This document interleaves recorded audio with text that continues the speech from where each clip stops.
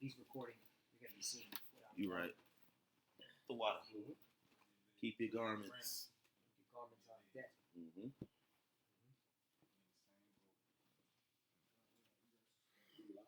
All right, Shalom. Shalom. All right, we the brothers of GMS Miami, and before we begin, we're going to give all praises, honor, and glory to Yahweh, Ba'ashem, Yahushai, Ba'ashem, Rakakadash. Okay, we want to give double honor to our teachers, the elder apostles, the great millstone, and salutations to the elect that are scattered abroad. To you, we say Shalom. Shalom. And going to get into the topic. The Edomites are still here on the earth right now as we speak. Let's hit Ecclesiastes 4 first. Then we'll get into Genesis 25. Page 4 and 16. Or why? Read, please.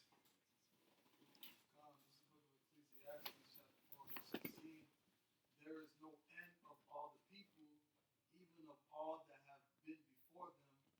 They also that come after shall not rejoice in him. Surely this also is vanity and vexation of spirit. That's right. So the Edomites are still here. All the biblical nations are here. Okay, according to the Bible and according to biblical prophecy, Esau, Edom, he has to be here. Okay, and before the Lord returns, we're going to get into that a little bit later. Let's hit Genesis 25, and let's get some backstory on Esau, Edom. Mm-hmm. Real quick, roughly paraphrasing the scripture that speaks about he had created all things unto himself, even the wicked, for the day of evil, which is rapidly approaching. So he has to be here, like you said. I'm on. Baba Kashab. Genesis chapter 25 and verse 21. It says that Isaac entreated the Lord for his wife because she was barren, and the Lord was entreated of him, and Rebekah, his wife, conceived. And the children struggled together within her, and she said, If it be so, why am I thus? And she went to inquire of the Lord. And the Lord said unto her, Two nations are in thy womb, and two manner of people shall be separated from thy bowels. And the one people shall be stronger than the other, and the elder shall serve the younger. That's right. So, of course, that's Jacob and Esau. Two different manner of people. And as it reads, if I'm not mistaken, it explains it a little bit down. Go ahead, brother. Verse 24, it says, And when her days to be delivered were fulfilled, behold, there were twins in her womb. And the first came out red, all over like an hairy garment, and they called his name Esau.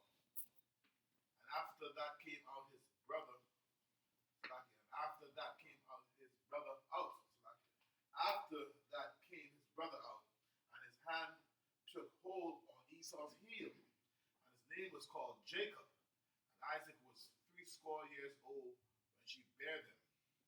And the boys grew, and Esau was a cunning hunter, a man of the field, and Jacob was a plain man dwelling in tents. So, twin brothers came out, and Jacob, they basically was bustling in the womb. Right. Two different manner of people. Enemies from the womb. Right. Enemies from the womb. The Lord created Jacob and Esau to basically hate each other. Right. Two nations. So that's just what it is, and we can't change that. And even until this day, the same thing is still happening. His main purpose is to destroy Jacob, man. All right, and I'm pretty sure brothers, Go ahead. Can you get the NOT version of Genesis 25, verse 23, the NOT version? Baba Kushal.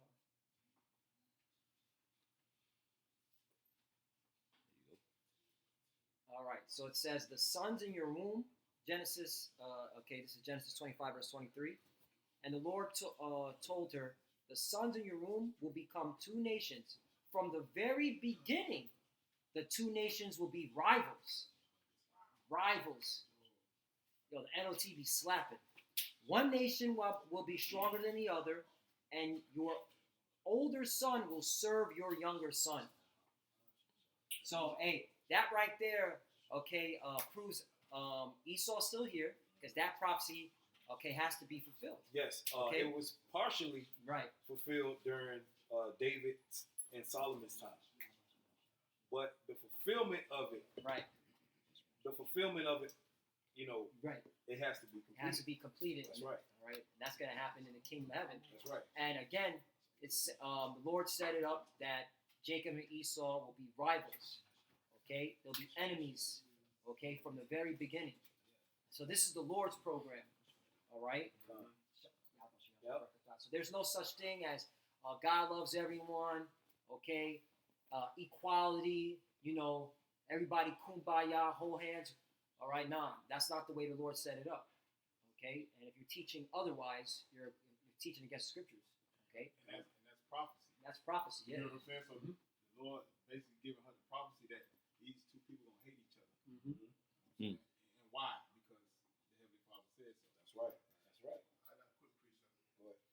This is Genesis chapter 3 and verse 15. It says, I will put enmity between thee and the woman represents Israel, and between thy seed and her seed, and it shall bruise thy head, and thou shalt bruise his heel. And this is going back to time that from Cain and Abel, from way back then.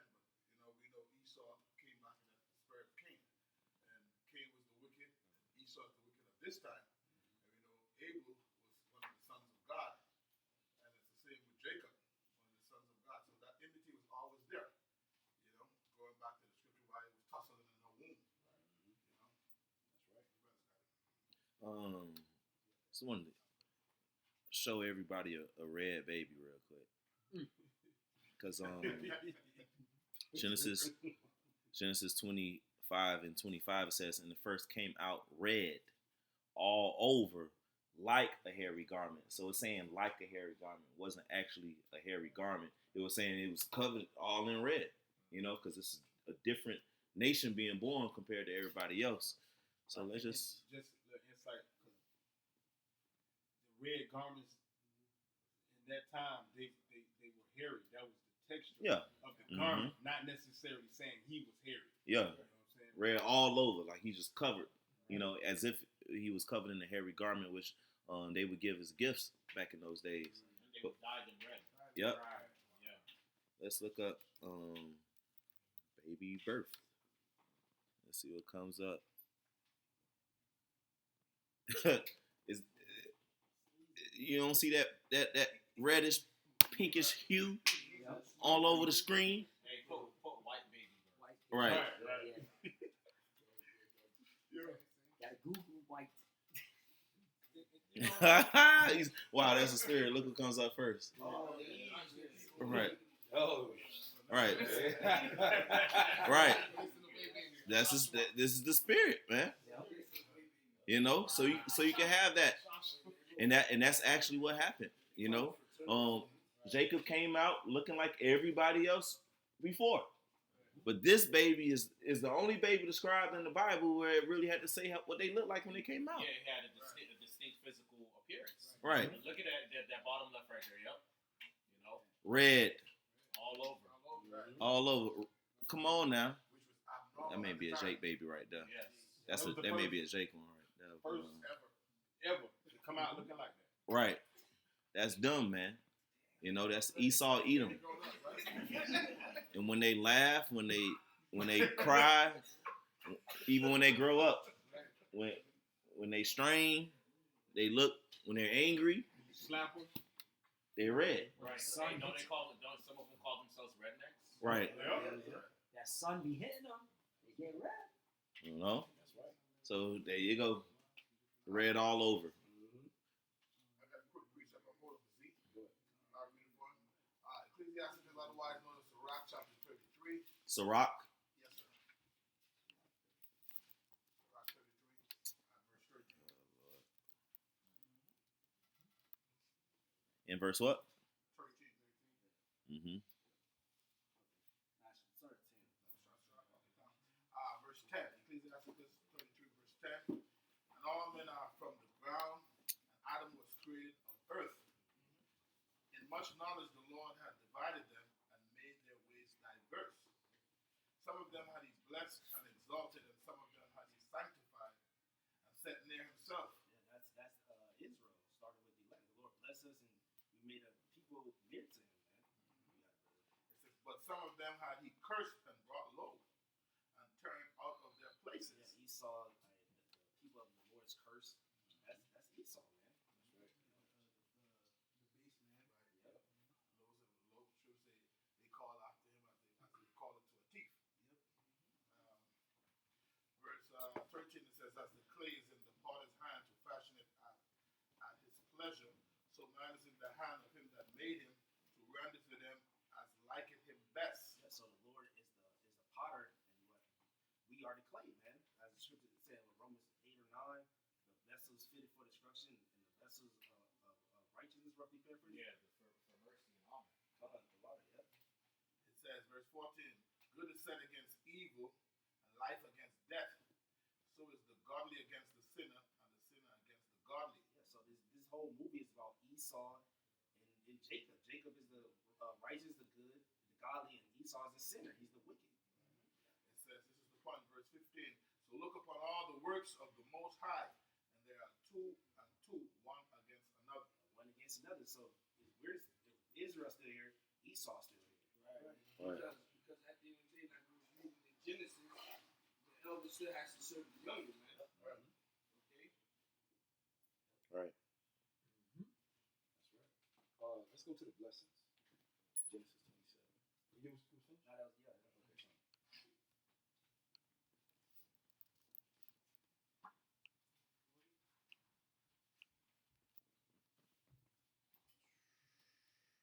Okay. So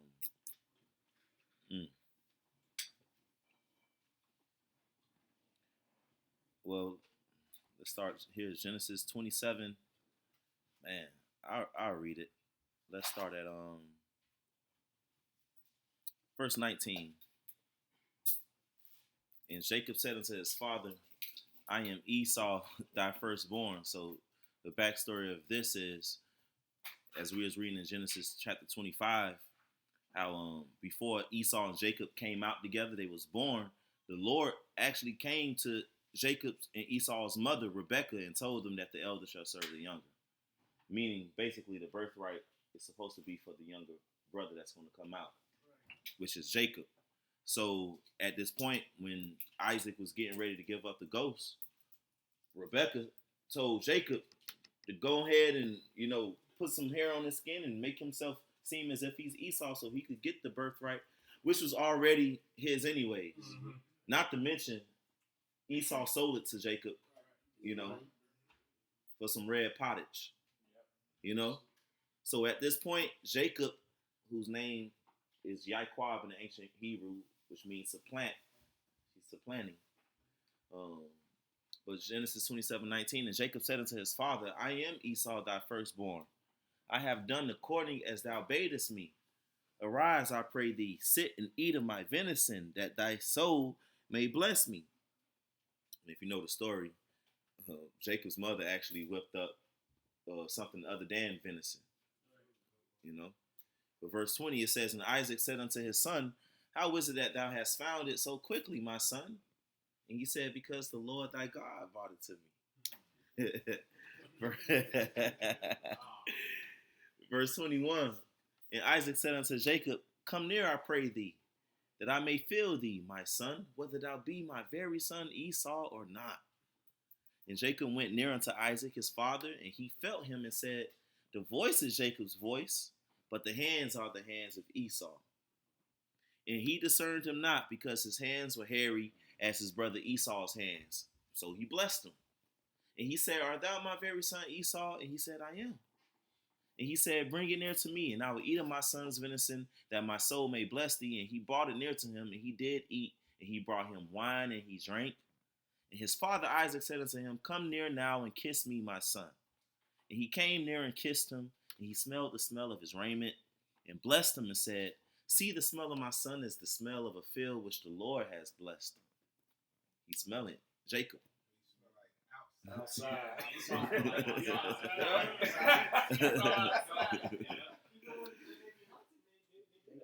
Mm-hmm. outside. They love to be camping. But verse 28, therefore the Most High give thee of the dew of heaven, in the fatness of the earth, and plenty of corn and wine. So, shoot. Verse 29, let people serve thee, and nations bow down to thee. Be Lord over thy brethren, and let thy mother's son bow down to thee. Cursed be everyone that curseth thee, and blessed be he that blesseth thee. That's right. And that's going to be fulfilled in the kingdom, completely fulfilled in the kingdom of heaven. Right. That's right. Mm-hmm. We got a little taste of it during Solomon's time. But this has to be completed. This has to be fulfilled. This is a major prophecy. Right. So according to biblical prophecy, okay, the nations, and it says, and nations bow down to thee and be Lord over thy brethren. So these people still got to be here to serve this prophecy. Yep. Yeah. Mm-hmm. He still got to be here. Yep. Ain't no getting around that. Right. And look what was at stake here. Look what happened. Mm-hmm. She went against her husband. Because the elder son is supposed to get the birthright. Mm-hmm. But she's, you know, Yeah. because of what the spirit told her, she, you know, she right. basically, you know, supplanted her husband. But she did what was What correct. The spirit, right, what the spirit told her to Mm-hmm. do. Mm-hmm. But further edifying the point that you made, that this has to happen. Yep. Because look what took place. Mm-hmm. The spirit trumps everything else. Mm-hmm. You know what I'm saying? The spirit is above. You know, if you can understand, because when Yahushua was walking the earth, you know, he was saying, you know, they was pointing them out and saying certain things, but the spirit trumps all that, man. Right. You know. And I just want to add on, you know, and Ramak brought it out, but you know, Esau already sold his birthright. Yes. You know, he already. So, and Isaac didn't know that. If Isaac would have knew that, I don't think it would have went down the way it went down, just like this. You know, because why didn't Esau should have just told the truth? I sold my birthright to Jacob for some food.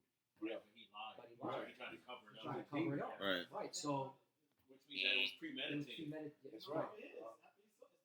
Yeah. Yeah. And the Right. Lord saw it, so that's why it had to play out the way it happened. The Lord saw all that. Right. Yeah. But also, too, the scriptures say that before they were even born, the Lord had already predestined what their end was supposed to be. Right. Jacob was already to get the birthright anyway. Right. You know? He is a liar and the father Father of it.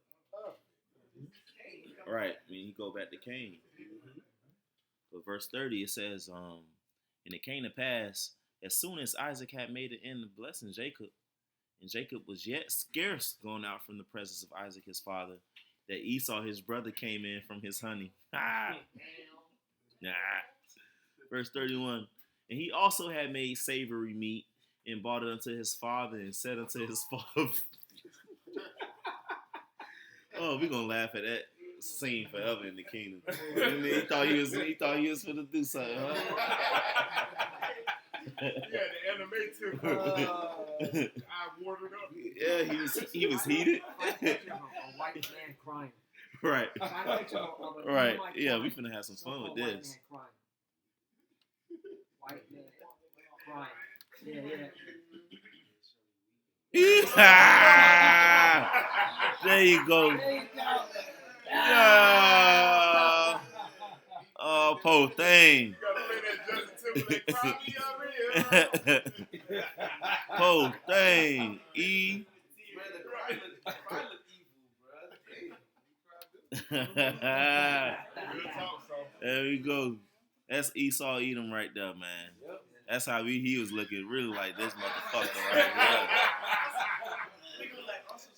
Ugly ass. God dang. Get to the job.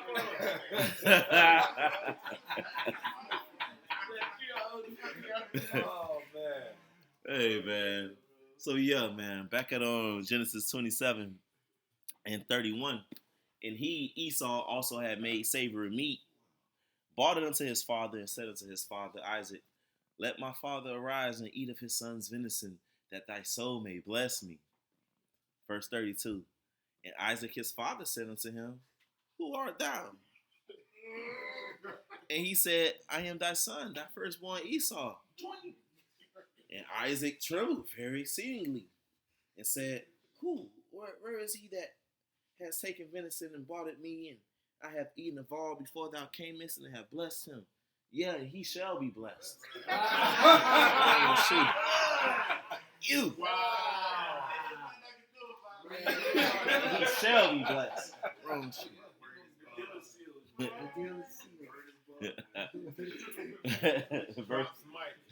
Verse 34. And when Esau heard the words of his father, he cried. I want to go back to it so everybody get the vision. Right there. Oh, man. What you crying for? He sold the birthright. He said, what shall it profit me? Yep. That's it. Why you crying? Sure, you can profane and outside the temple. Yeah. He wasn't right from the birth. He didn't regard his birthright. Yep. He didn't care. Right. Woo. Matter of fact, no, let's finish this. Yeah. Genesis 27:34. When Esau heard the words of his father, he cried with a great and exceeding bitter cry, and said unto his father, Bless me, even me also, O my father. And he said, Thy brother came with subtlety and has taken away thy blessing. Shit. And he said, Is he not rightly named Jacob? For he has supplanted me these 2 times. Wow. I got a precept for that. He took away my birthright, and behold, now he has taken away my blessing. And he said, Hast thou not reserved the blessing for me? What you got? He took it away. You sold it. You sold the birthright. I got some. What you got? The book of Psalm, chapter 58, verse 3. Yes, sir. Wicked. You got it too. Wicked. Right. There you go. The wicked are estranged from the womb. They go astray as soon as they be born. Esau, speaking lies. All right? Yep. Okay, you Esau. sold your birthright. Right. You got it. We ain't bring out the account, but Yeah. he clearly sold his birthright. That, and I was going to connect that with Cain. Cain straight up lied to the Lord. Killed his brother, and lied about that, and act like he ain't know what happened to him. You know? Right. So Cain and Esau, and what did Cain have upon him? A mark, man, to separate him from everybody else. And Esau was born with his birth, the way he looked at birth, describing him, which makes him distinct from everybody else in the scriptures. Cain and Esau is the same spirit. Right. You know? And the serpent. Right, and the serpent. Right, Mhm. but can we get somebody grab Psalms 10 and you can get straight to the point. We'll speak about under his tongue.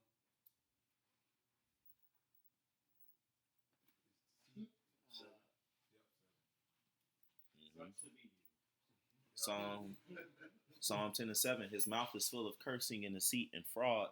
Under his tongue is mischief and vanity. So, let's go back to Genesis 27:36 because it's going to prove the point of the title of this lesson too. You got a bar, verse 37. And Isaac answered and said unto Esau, Behold, I have made him thy Lord, and all his brethren have I given to him for servants. All his brethren. So he has to be here. Yeah. When the Lord returns, this man has to be here. All the Edomites not going to rise from the grave and come back. No, they're here. And with corn and wine have I sustained him. And what shall I do now unto thee, my son? And Esau said unto his father, Hast thou but one blessing, my father?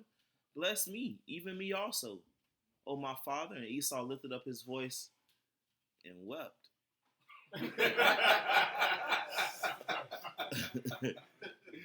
Oh, Boo-hoo. man. Boo-hoo. Green booger coming out his nose. This is the creation of a villain like this. His villain arc. Ark. Yeah. Well, you got to read that. When my father. Yeah. Yes, man, it's finna get right there. now. Get that. Verse 39, and Isaac his father answered and said unto him, Behold, thy dwelling shall be the fatness of the earth and of the dew of heaven from above. So Isaac still hooked him up to a certain extent. Right. So he's still dwelling in the best places. He still got the richest and the greatest places of the earth right now. He rules. You know? He's had the longest dominion. That's the nigga that's living in Ireland and Iceland and those big ass houses, bro. Yep. Greenland, America. The Bahamas. Bahamas, Haiti. the Bahamas, yup. Yeah, yeah. Private islands. Australia. Why the fuck they name Australia, bro? He got several spots in Antarctica named after him.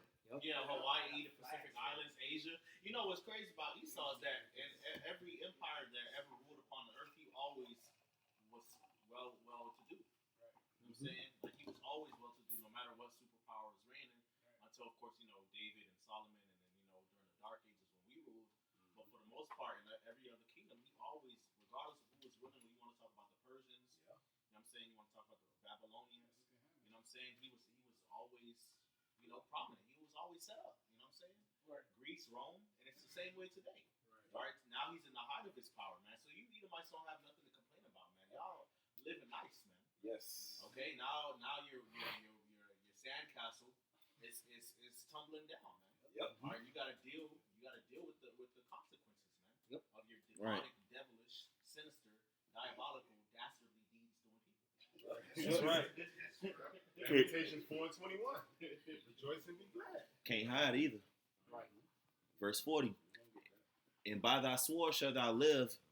By thy sword shalt thou live. That's the key. That's the key right there to prove that Esau's still here today. Yes. Right. The nigga goes throughout the world brandishing his weapons, bro. That's right.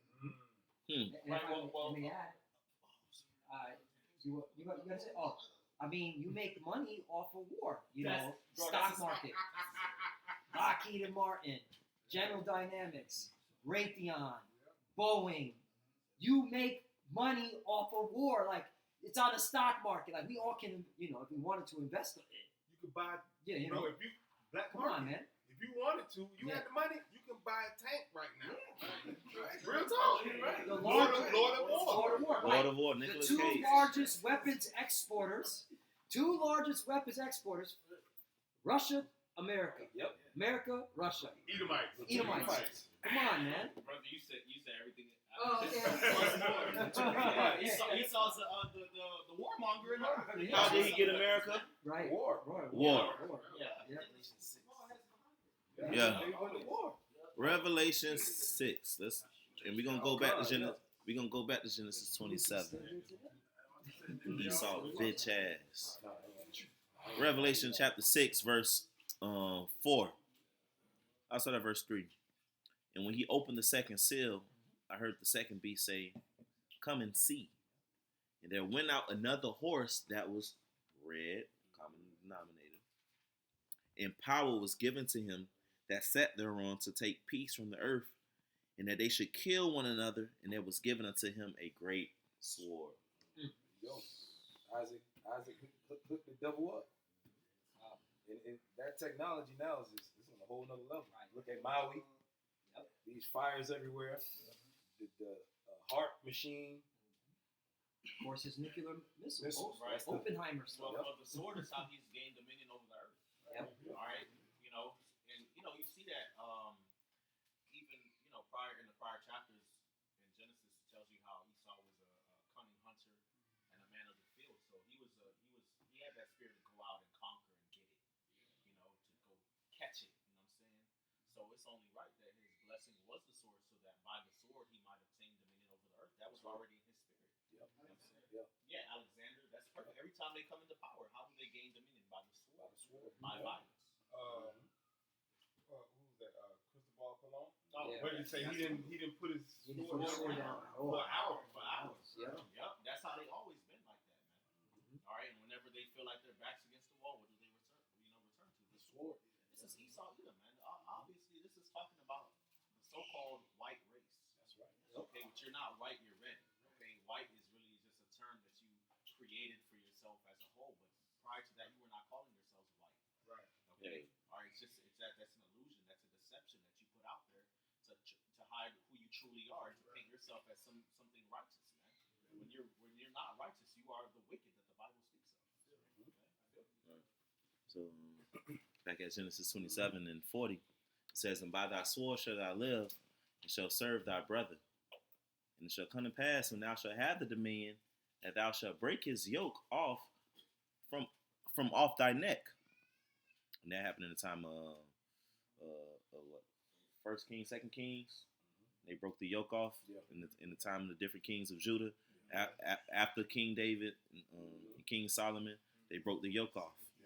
You know. So verse 41, "And Esau hated Jacob because of the blessing wherewith his father blessed him. And Esau said in his heart, The days of mourning for my father are at hand. Then when I slay my brother Jacob." And that same, he still feels the same way to this day. Going through what? And I just noticed real quick. He said in his heart. Yeah. So I'm once gonna I get revealed what he was thinking. That's premeditated, right? Yeah. Mm-hmm. That's right. That's murder. That's going to show you that this is Cain all over. Mm-hmm. This is the bloody man. You know, the Lord was, because if the Lord wasn't with it, it would have never happened. You know what I'm saying? Which the brother Shamar brother's been bringing out, you know, that it was already predestinated that, you know, the elder was going to serve the younger. All right, so Esau, the same way Cain was upset at Abel's sacrifice and he slew Abel, it's the same way you see again with Esau again, man. All right, he was, you know, upset and angry and jealous at the favor that Jacob had from the Lord, and so he tried to go about killing Jacob, man. Okay, so it's the same story all over again, going to show you that Esau and Jacob is Cain and Abel all over again. First John 3 and 12. Just to prove that.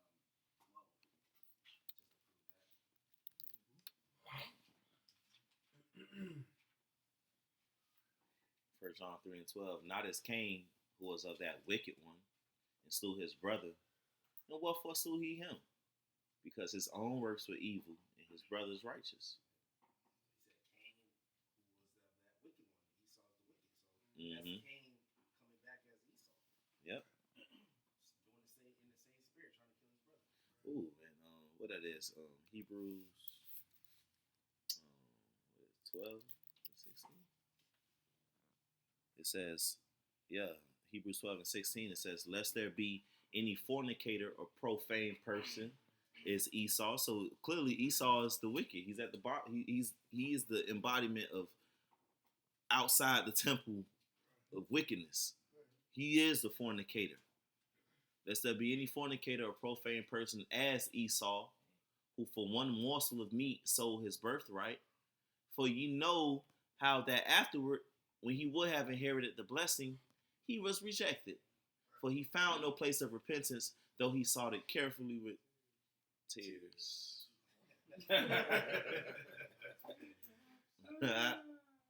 Yep. You know, and I was actually doing some research on the patriarchs just recently. You know, in the book of Hebrews, the 11th chapter, it says that Abraham dwelled in tabernacles with Isaac and Jacob, the same heirs of him of that same promise. All right, so Abraham lived to see the birth and early life of Jacob and Esau. So you can guarantee that Isaac and Jacob grew up hearing the story about what the Lord did for Abraham. Mm-hmm. And all the things that transpired in his life and what the Lord did for Isaac and Ishmael and all that. You know, they grew up hearing those stories. And the law. And the law. All right. And to see that Esau despised his birthright after that goes to show you he was never worthy of it to begin with. For you to hear all of that and still sell it and despise it afterwards and then try to lie and get it. Anyway, if the Lord had given Esau the blessing, he would have been 10 times more of a demon than he already is. Right. You know what I'm saying? Knowing that okay, the Lord gonna forgive me in the end anyway, so I'm just gonna just be more wicked. So that's why it was never set up for him to happen. It was already set up in the spirit like that. Like the scripture with Z just brought up, it says, not as Cain, that wicked one. Okay? So, not as Cain, that wicked one. It says, not as Cain, that wicked one. And then Esau is called the wicked in Malachi 1 and 4. You see? see as he continuing from Cain, at the spirit of Cain, coming as Esau, being the wicked. That's the line of the wicked. So you have two sides. You have the son, you have the righteous, and you have the wicked. And then, I mean, you know, the three classifications of men: the sons of men, sons of God, the sons of men, the other nations, and the sons of the wicked. That's the movie. The two main characters, Esau and Jacob. Can you get the NLT version of it? Here we go. But it all ties in with what you brought saying, especially what Bishop Boyd brought out. It says, make sure that no one is immoral or godless like Esau, who traded his birthright as the firstborn son for a single meal. And I looked up the definition of godless: not believing in God, not recognizing or obeying God, atheists. That go with that precept where it says the Lord is in none of his thoughts. Yup. And So- that was Cain too. Yup. Because Cain knew what to do, Right. but he was just Yeah. doing his own thing. He didn't believe in the Most High. Exactly. That's what it boils down to. And Psalms 14:1. Mm-hmm. The fool have said, There is no God. Right. Go ahead, Sue. Yeah, and like they say, that also proves that Esau is also here today too, man. Because part of the reason why the Lord is going to come back is going to be the judge of godless. All right, and who is the only godless people that you really see, man? All right, that actually say it like that, bro.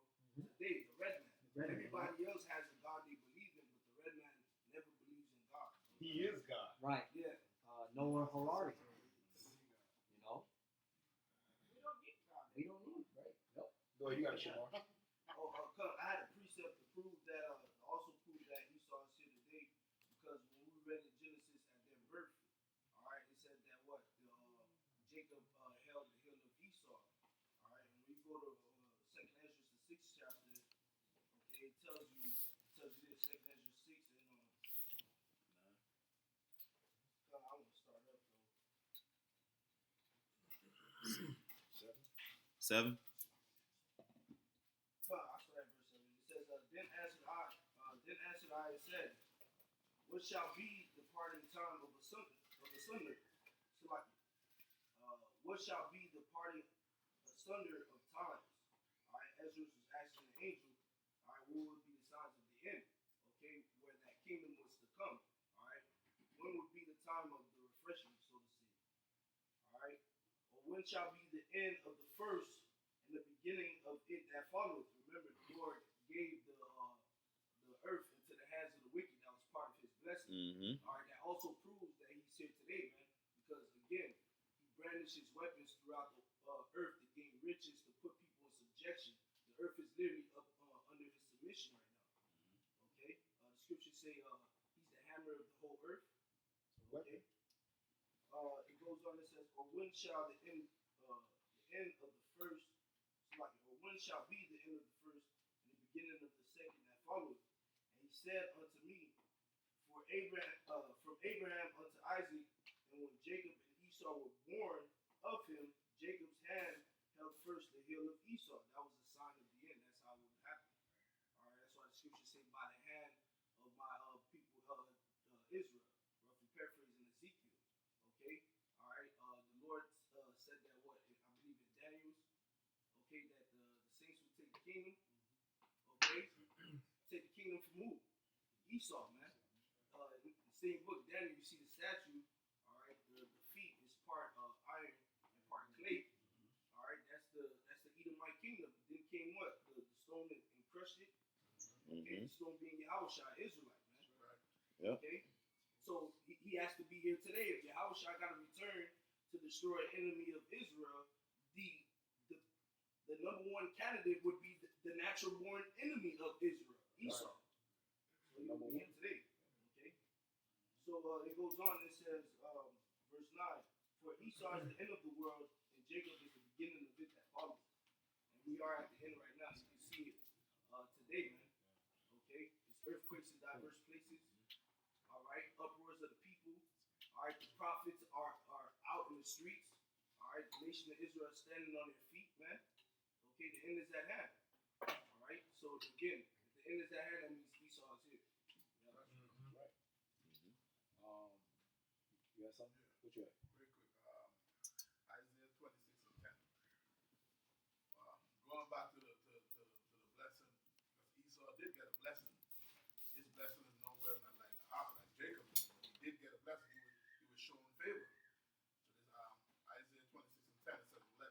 shown to the wicked, and that favor was shown because he was blessed. It says, yet will he not learn righteousness in the land of uprightness, will he deal unjustly and will not behold the majesty of the Lord. So he was showing that he was given that favor, but he ain't put it to no use. To this very moment, he ain't put it to no use. Yeah, because he wasn't created to be righteous. Right. He was never created to be righteous. He's the wicked.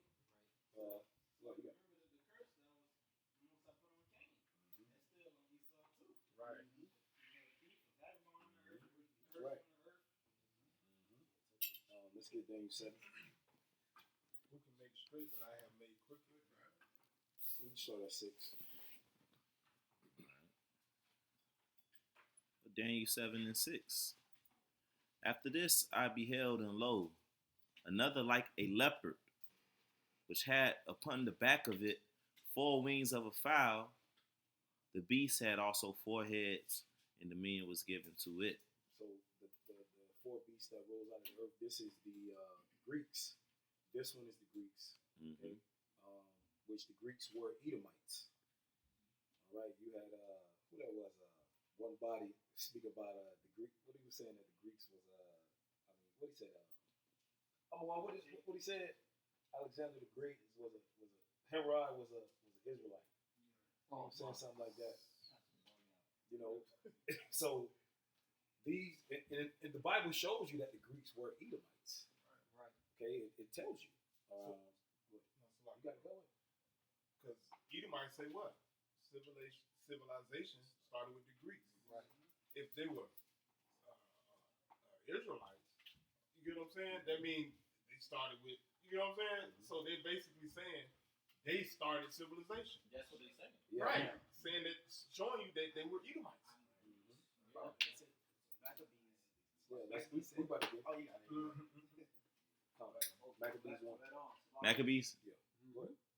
Real quick. When you go to school, they teach you about 12 planets. Pluto, Jupiter, Mars, which all that is really, it was just all idols and false gods derived from the Greeks and the Roman times. As well as, you got the Senate, as well as the architecture, as well in America. All that is just an image of Rome, which is the beast that we see today, which is America, which is the revised Roman Empire once again. That's right. And those are Edomites. Yep. They say history is written by the victors. Whoever is in rulership, they're going to write history the way they see fit, but it still doesn't trump the spirit. But it still helps to expose them. So, His story. Right. If Alexander the Great was an Israelite, these Edomites would not be calling him the Great. Right. Exactly. Okay. Like the brother Karab said, they said history started with the Greeks. Well, the reason why they're saying that is because they believe they were the beginning of civilization. That's when you see Edomite history, wherever they go, how they conquered, they always present that narrative that these people were savages, they were uneducated, they were barbarians, and we came in with a sword, and we came in with our wisdom and our education, and we civilized them. That is his narrative all over the earth. That's his pride. Whether you want to talk about the transatlantic slave trade, whether you want to talk about what he did over here to the Americans, the true Native Americans, okay? Whether you want to talk about what he did in the Pacific Islands or in Asia, that's always the narrative. He always goes around the world. He points the finger at everybody else that they're the savages, that they're the terrorists, that they're this and that. Okay, they're the bad guy, and then he comes in with a sword and claims that he's civilizing them, man, and that he's the savior. Okay, all right. So again, this is the devil, man. He's the wicked, man. This is the so-called white man Esau, Edom, man. That's his pride too, and him purposely deceiving you, saying that he's, was the first, because he has all type of knowledge and breakdown about the Sumerian civilizations and the Mesopotamian civilizations. Talk about Egypt and talk about all of this carbon-14, what they find and all, but you still gonna say that you are the top civilization because that's how you get your rule over everybody. You big yourself up as if you God, as if you the one who got it. But that one.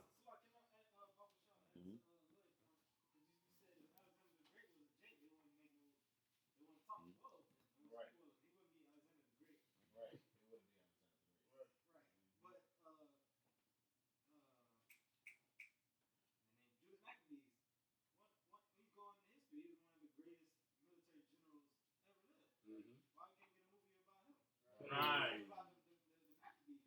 Right. They was putting the Greeks to death. Elephants and all. Right. Why don't call King David the Great? Right. Solomon the Great. Right. Wow. Why do you say that? Right. Okay. Go and show you that they have no connection to the righteous lineage. Man. Right. Okay. You're a bunch of demons, man. I can't wait till you Edomites go into slavery.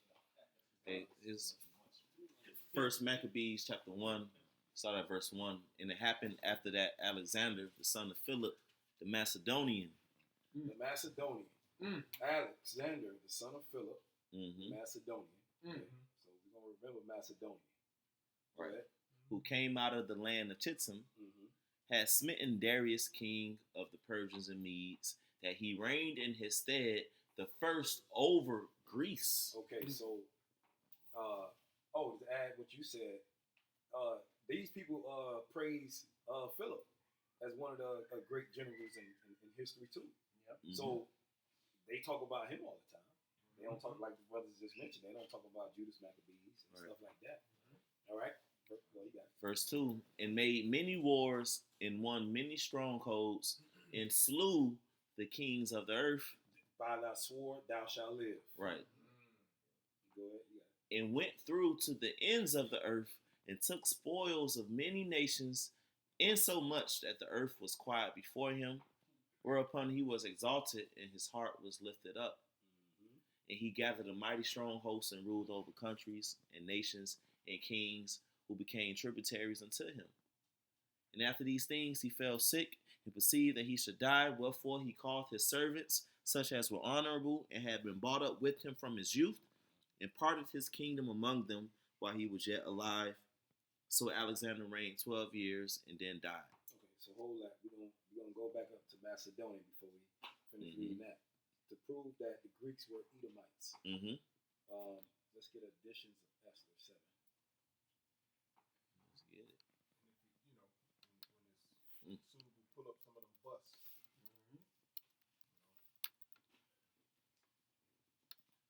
Let me see. And this is one of the reasons why they took this apocrypha out, because this plainly proves who the Edomites are. Additions to Esther. All right. So Let's get over verse 7. I mean chapter 7. let me see something.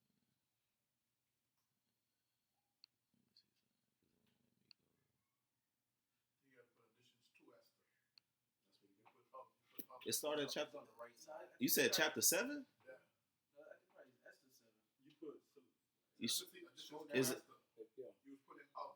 I know, but it ain't. I don't think it started. It don't start. It don't start at. You can change the chapter 10. to 7 from 10 to 7. At the top. Top, previous right, chapter. top, right there. Yeah, it don't start at 7. What you reading out of? The KJV. Oh, you? it may be. You think it because they may have it numbered differently. Okay. Yeah, because in the apocrypha on the phone, it give you 1 through 7. On there, give you 10. What you said verse 1? What it starts with? It's 7. It's the last. It's 7 is the last chapter. That's it right there. Yeah, great. That's it. What does it start off with? Yeah, that's it. That's it. Yeah. Con. 16. Yeah. It's the 7th chapter. Yeah. Oh, You got okay, it. Con, they put it on. All right. So additions to Ezra, which they took out of the scriptures, which is in the scriptures. Verse 10. So, Chapter 16, verse 10, it says, for Haman, a Macedonian. Ooh, gosh, leash. so we all know Haman was an Edomite, but he also was a Macedonian, the same as the general Philip. Gosh. Which came and descended from Agag, the Amalekite. So you busted, dog.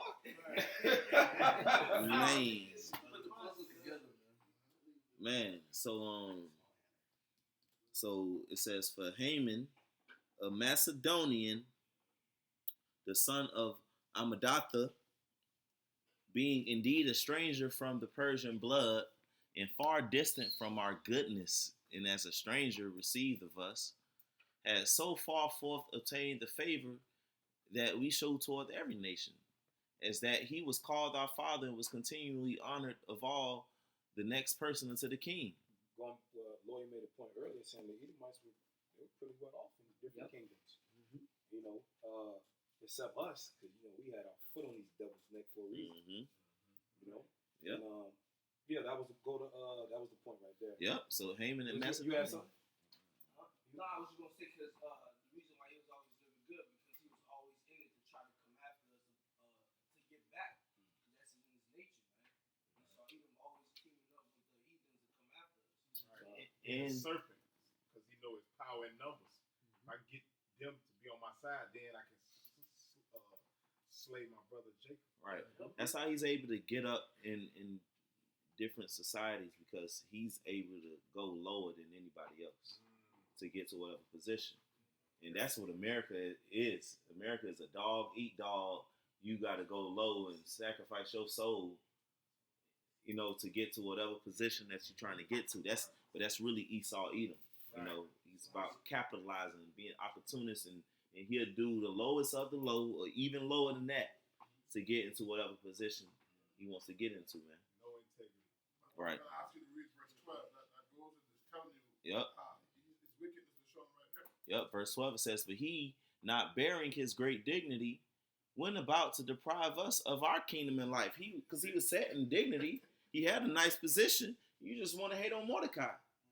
You could have left Mordecai alone and you would have been able to do your thing. But since you want to come and fuck with the Israelites, now your ass get put down. Gallows. Get your ass on that gallows. Right. If I may bring this out, I'm not sure if you had it, but this is Esther chapter 3. Yeah, I was just about to get. Go ahead. Okay. Esther chapter 3 and verse 10. Just getting to the point. Can you read verse 1? I want to get what you already there. Okay, Esther 3 and 1. Right, it says, "After these things did King Ahasuerus promote Haman, the son of Hammedatha, the Agagite." I wanted to get that point because Ash just mentioned he's an Amalekite. Right, which the reason why he's called an Agagite is because he's a descendant of Agag, which was the king of Amalek. Yep. Okay, the king that King Saul refused to kill, which Samuel put him to death. Man, and we just connected the dots that in addition to Ezra, he's also Macedonian. Right. So that's going to let you know that the Edomites were still around. Okay, and they also the Amalekites, they had which are of the tribe or people of Esau, they had a foothold in Macedonia. Okay, all right, and they also had a level of status in Medo-Persia, which that's how the Persians would rule. Okay, all right. Of course, you had the king of Persia, but then you had different heads of state, heads of provinces that they would set up over different regions of their empire. And so this Agag, this Haman the Agagite, he had authority over that region, Macedonia, which at the time was a distant province of Medo-Persia. And that's how they eventually, came into power as the Macedonians, and then Alexander came out of that, Philip the Macedonian, and he ended up ruling over Greece. Okay, all right, and he became known as Alexander the Great, the first king of all of Greece. So that's letting you know that Alexander the Great, those people are Edomites. Period. Okay, when you go back to Maccabees, it tells you that Antiochus Epiphanes, all right, he was of that wicked group. Okay, all right, who are the wicked? The Edomites. Okay, all right. The scripture talk about how they evils increase in the earth. Yep. All right. Well, the Bible says that Esau is the border of wickedness. Okay. All right. The wicked walk on every side when the violent men are exalted. Okay. So when Esau is in power, wherever he goes, he brings wickedness, man. And we ain't just saying this because we some angry black men. Right. Okay. We were celebrating 4th of July. We were saying the national anthem. We were singing the Star Spangled Banner. Okay, all right. Every fucking morning at school. Yep. All right, we were celebrating With your hand on your heart. with your hand on the chest. We were brothers in the military. Okay, all right. So don't sit here acting like we're always just a bunch of angry black men pointing the finger at you. No, the world knows that the history of the white race is very wicked and bloody. That's what the world knows. Right. Okay, all of the nations know this about you. Okay, that your history is full of bloodshed, violence, and wickedness and evil. That's what you do. Okay? So we are rightfully so through the spirit of power, according to the spirit of wisdom, as scriptures say, the wicked shall be revealed in the last days, using the holy scriptures, man. How are the hidden things of Esau sought out? How are his hidden things sought out? We're going to the scriptures and we're identifying the villain in the movie, and you are the villain in the movie, man. That's right. Okay, That's you're right. the antagonist. You're the bad guy. Yep. Okay, all right. Yes, that's you. Okay, the motherfucker in Wizard of Oz. You pull the curtain back, then you reveal your ass. That's you. Okay, the fucking wizard, man. All right, the damn Scooby Doo character. You pull him that's you. You the villain. Okay, and we just bringing out your history. Okay, you've published books on this. You've done documentaries on this. You have holidays celebrating your wickedness. Okay, you have figures of speech that verify that you are the wicked, that you are the bloody man, that you are the violent man, that you are Esau, Edom, period, point blank. Okay, so hey, read it and weep. All right, face the reality of your nature. Okay, and prepare for slavery. That's right. That's right. Rejoice and be glad, man. Yeah, you better take advantage of this kingdom, whatever's left of it. Live it up, man. Fucking swipe the credit card, do all the blow. Party on, dude. Exactly. This is over for your ass. And the reality is they are in that spirit. Yeah. You see anybody get down? Yeah. Bro, they hang the fuck out. Yeah. But they should. They should. Because it's 1,000 years of grief coming. This is going back to Esther 3 and verse 1 again. It says, after these things, King Ahasuerus promote Haman the son of Hammedatha, the Agagite, and advanced him and set his seat above all the princes that were with him. And all the king's servants that were in the king's gate bowed and reverenced Haman, for the king had so commanded concerning him. But Mordecai bowed not, nor did him reverence. Okay, all right, and you can liken that unto the elect who shall not bow to the knee to the image of all, shall not worship the image of the beast, okay, or receive his mark. Okay, now did you want me to jump? No, you can hit your point. Okay, verse 10 it says, is that verse 10? Yes, it says, and the king took his ring from his hand and gave it to Haman, the son of Hammedatha, the Agagite, the Jews' enemy. And the king said unto Haman, the silver is given unto thee, the people also, to do with them as it seemeth good to thee.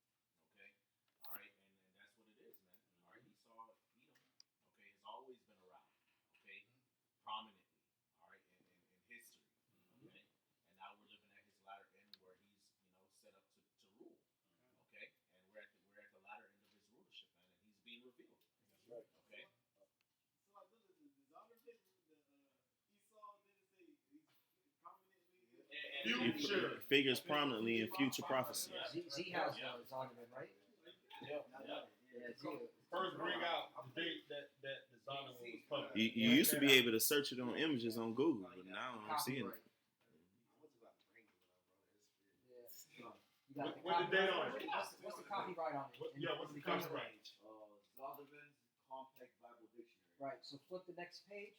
They should have a copyright. Next one, the What year. year? It was copywritten 1967, I believe. Oh, I got it. Let me see. Oh, you should say it right there. I think you're on my page. 1967. Yep, there it is. Yep, 1967. You heard that? Now let's keep that up there. 1967. So from then Yeah. to now, that hasn't happened. Right. Yeah. Future Right. prophecy. And who wrote that? Edomite scholars. Right. Okay. Yep. You have Edomites say that the Edomites were destroyed in the Roman Right. wars. Everybody wants to say that the Edomites are no longer here, but of course, you've been figured out. That's right. You've been figured out. So we just going through. We just basically giving you a summary because we're not even getting into the nooks and the crannies of it. Right. We're just kind of giving a summary of it to point you Edomites out. Right. And it goes to, niggas like vocab.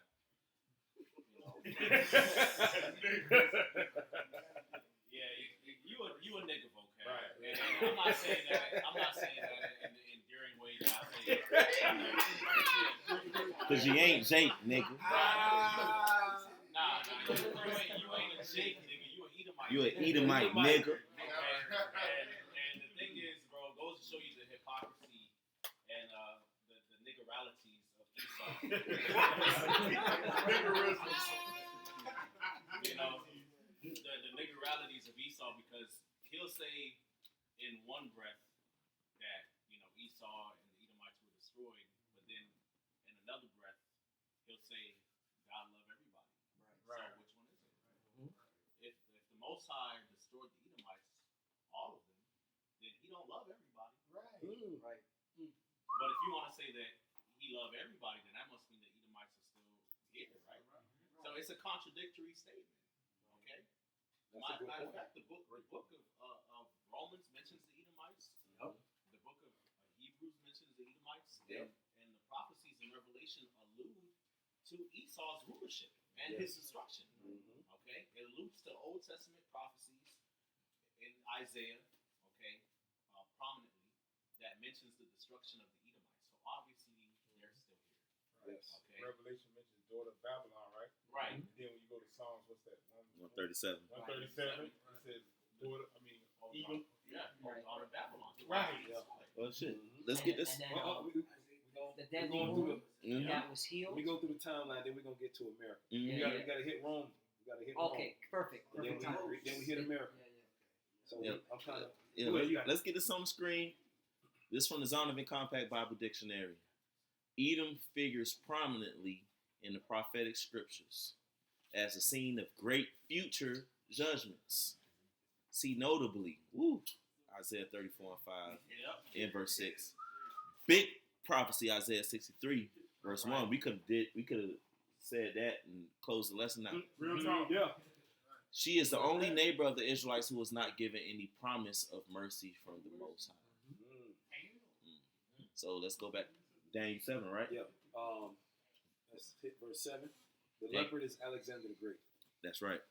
Daniel 7 and 7. After this I saw in the night visions, and behold, a fourth beast, dreadful and terrible, and strong exceedingly, and it had great iron teeth. It devoured and brake in pieces, and stampled the residue with the feet of it, and it was diverse from all the beasts that were before it, and it had 10 horns. Okay. Iron is a strong metal. Okay. This is given some characteristics of this fourth beast, which we all know is the Roman. That's right, Romans. Roman Empire. The Roman Empire. All right. Let me get what is Maccabees 8? Shout out to Cap. Let's get that. Let's hit that Maccabees 8. Chapter 8. Yeah. Yep. Start at the top. First Maccabees 8 and 1. Now Judas had heard of the Romans, that they were mighty and valiant men, and such as would lovingly accept all that joined themselves unto them, and make a league of amity with all that came unto them, and that they were men of great valor. It was told him also of their wars and noble acts which they had done among the Galatians, and how they had conquered them and brought them under tribute. Goes back to what we just read about the Romans. Yeah. Okay, they were mighty. Okay, they had a strong army. The Romans had a strong army. Okay.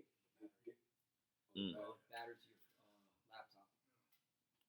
Oh, console. I was looking up this thing. Rome and iron. It's on this? Yeah. Verse 3. And what they had done in the country of Spain for the winning of the mines of the silver and gold which is there, and that by their policy and patience they had conquered all the place, though it were very far from them. And the kings also that came against them from the uttermost part of the earth, so they had discomfited them, and given them a great overthrow, so that the rest did give them tribute every year. This goes, they conquering by their sword. And that was the blessing given to Esau, Edom. If you look at the ancient Roman map, their empire extends all the way to Spain. You know? Yeah. Go ahead, you read the next one. Verse 5. Beside this, how they had discomfited in battle Philip and Perseus king of the Shittims. We were just reading about Philip. Yep. The Romans overthrew the Greeks.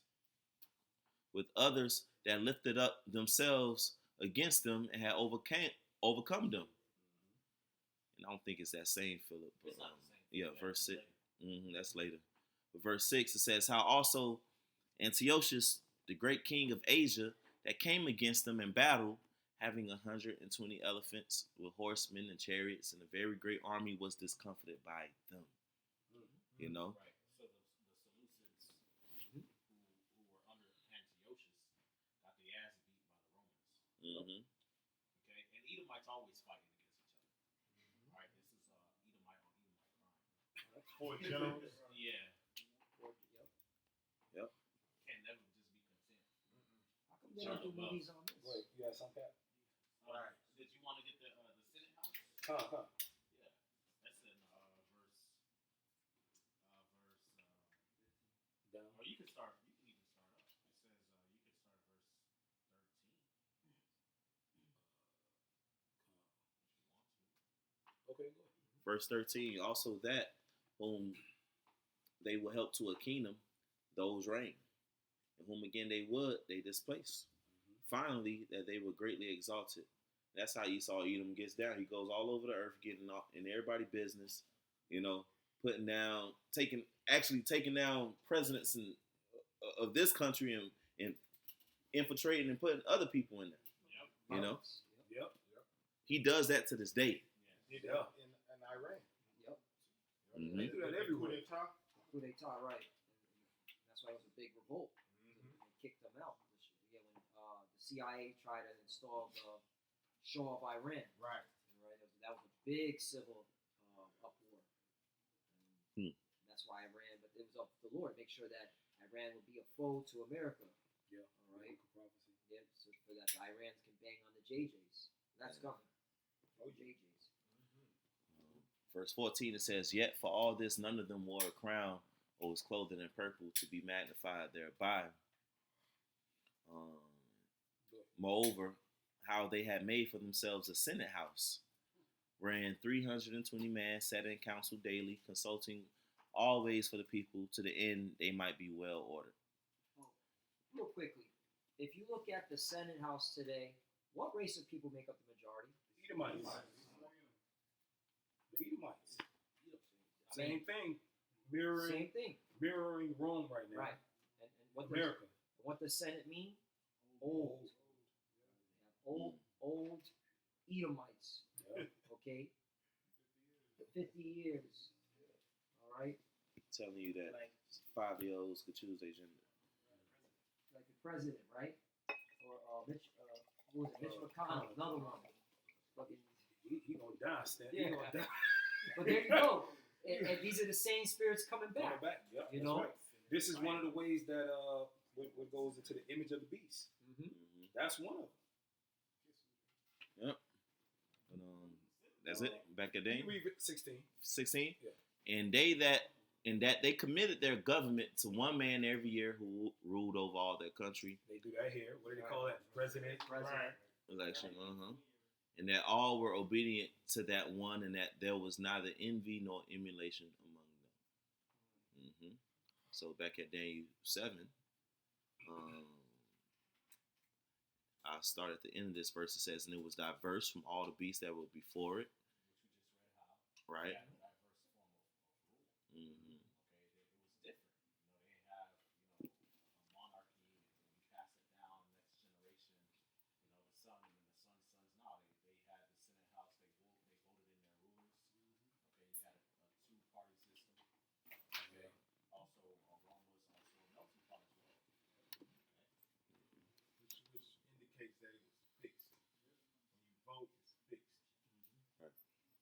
It said the plebeians and the patricians. Plebeians and patricians. It said, and it had 10 horns, which represents the common market. You had those vassal kingdoms that was under Rome, those different countries. And today, that's the European Union. Right. Same thing all over again. Same thing over again, because how the European Union started, they had what was known as the Treaty of Rome. You go into that history. forgot the major players. I know Italy was one. I believe France. I mean, look it up. I don't want to get it messed up. You know, the Treaty of Rome. Yeah, who were the major players? The Treaty of Rome. Formerly known as it was set up for the European Economic Community, right? Bringing Belgium, France, Italy, Germany, Luxembourg, and Netherlands. Okay. Yep. This is the revised Roman Empire coming back. Yep. Okay. Treaty of Rome. They did this at Rome. Yep. You know, let's get Ecclesiastes. No new thing under the sun. That's 3. Is that 3? 1. Got it.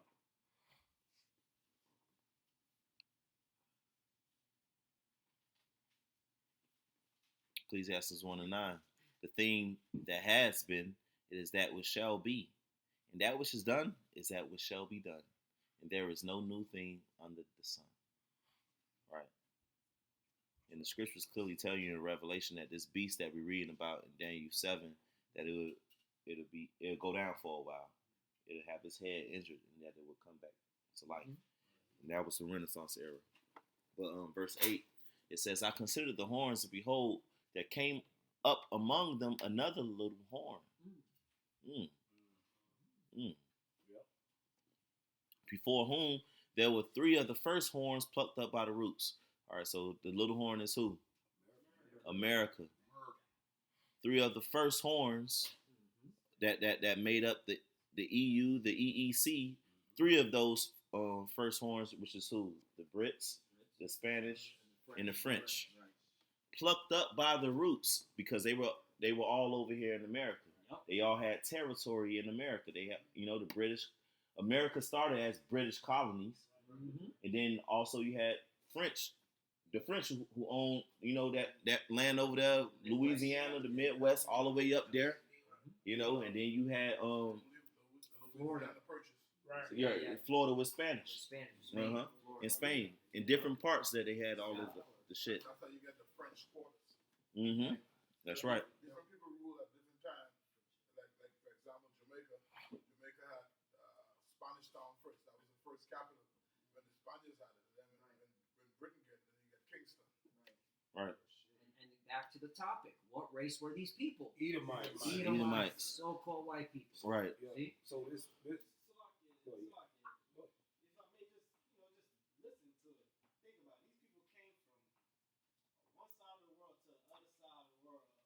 different nations together and say, all right, y'all, we're gonna break this shit up.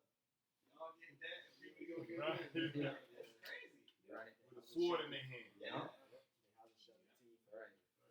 Name their lands after their names. Right. Right. Yeah. If I may say, the brother Shamar just put something in the chat. Rome in the Iron Age. How their military was so effective because of the use of iron weapons. Right. So and that goes back to what was written about the teeth was as iron. All right, and then also in Daniel's vision or Nebuchadnezzar's vision about the legs of iron. Yeah. Okay, that's representative of Rome. Yeah. All right, the book of Sirach tells you never trust thine enemy, for as iron rusted, so is his wickedness. Right. Who's the wicked? Who's the enemy? Esau. Yeah. That shows you goes back to that old wicked spirit again, because when the iron first was made back in ancient time, who was it? Tubal King, right? Yeah. And it says Esau, by that sword thou shalt live, showing you that's the same spirit. Yeah. You see? And who comes to you crouching? Hey, how you doing? Yeah. It's okay. Right. Don't trust him. Takes the bass out of his voice.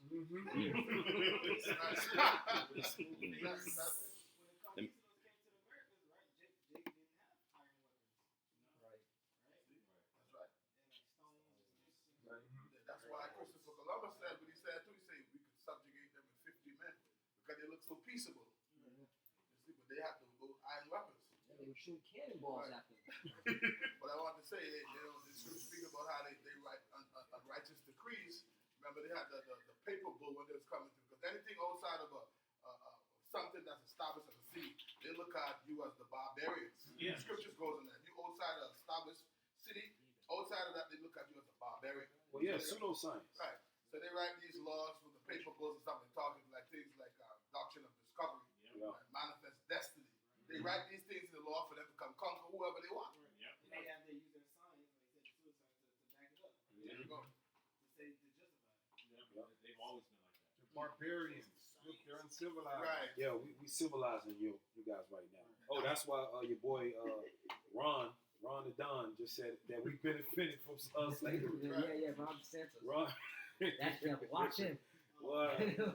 Proving that they're the wicked. Mhm. You know, they still ain't got no remorse for doing the worst things on the planet Earth to this day. Right. Well, they speak wickedly and pridefully against oppression. Yeah, That's right. Right. And it's crazy because Esau calling everybody else a savage, but the earth is more savage and violent now that you're in power than it ever has. By far. By far. And that's why the world wants to blow you off the map. Right. Yep. All the nations. All the nations want to do it. Let me finish this off. It says on Daniel 7:8, I considered the horns, and behold, there came up among them another little horn, America, before whom there were 3 of the first horns plucked up by the roots. Those 3 horns are British, the French, and the Spanish. And behold, in this horn were eyes like the eyes of man, and the mouth speaking great things. Because after America was set up, the American president became the most notable man upon the planet Earth. He is the most famous person on the planet Earth, the American president. Speaking great things, which he does when he's campaigning and when he makes when he's sworn in, when he make every other address, he speaks great and blasphemous things. So this is talking about America, point blank, period. You think the Bible ain't gonna have America in it? Right. As big as America is, Right. it's the biggest, most powerful nation ever. You think the Bible ain't finna have it in there? Right. Come on. It's in there. And this president can go anywhere. So fuck a Haman. What's his name? Vocab. Yeah. Yep. Vocab's an idiot. He's an idiot. He's paid He's off. He's lightweight. playing stupid, and He's an really agent. now he's He has just a black soul, man. Let's get 2 Thessalonians 2. 2 Thessalonians. 2 and 8. Mm-hmm. Yeah, vocab is just scared, bro. Yeah.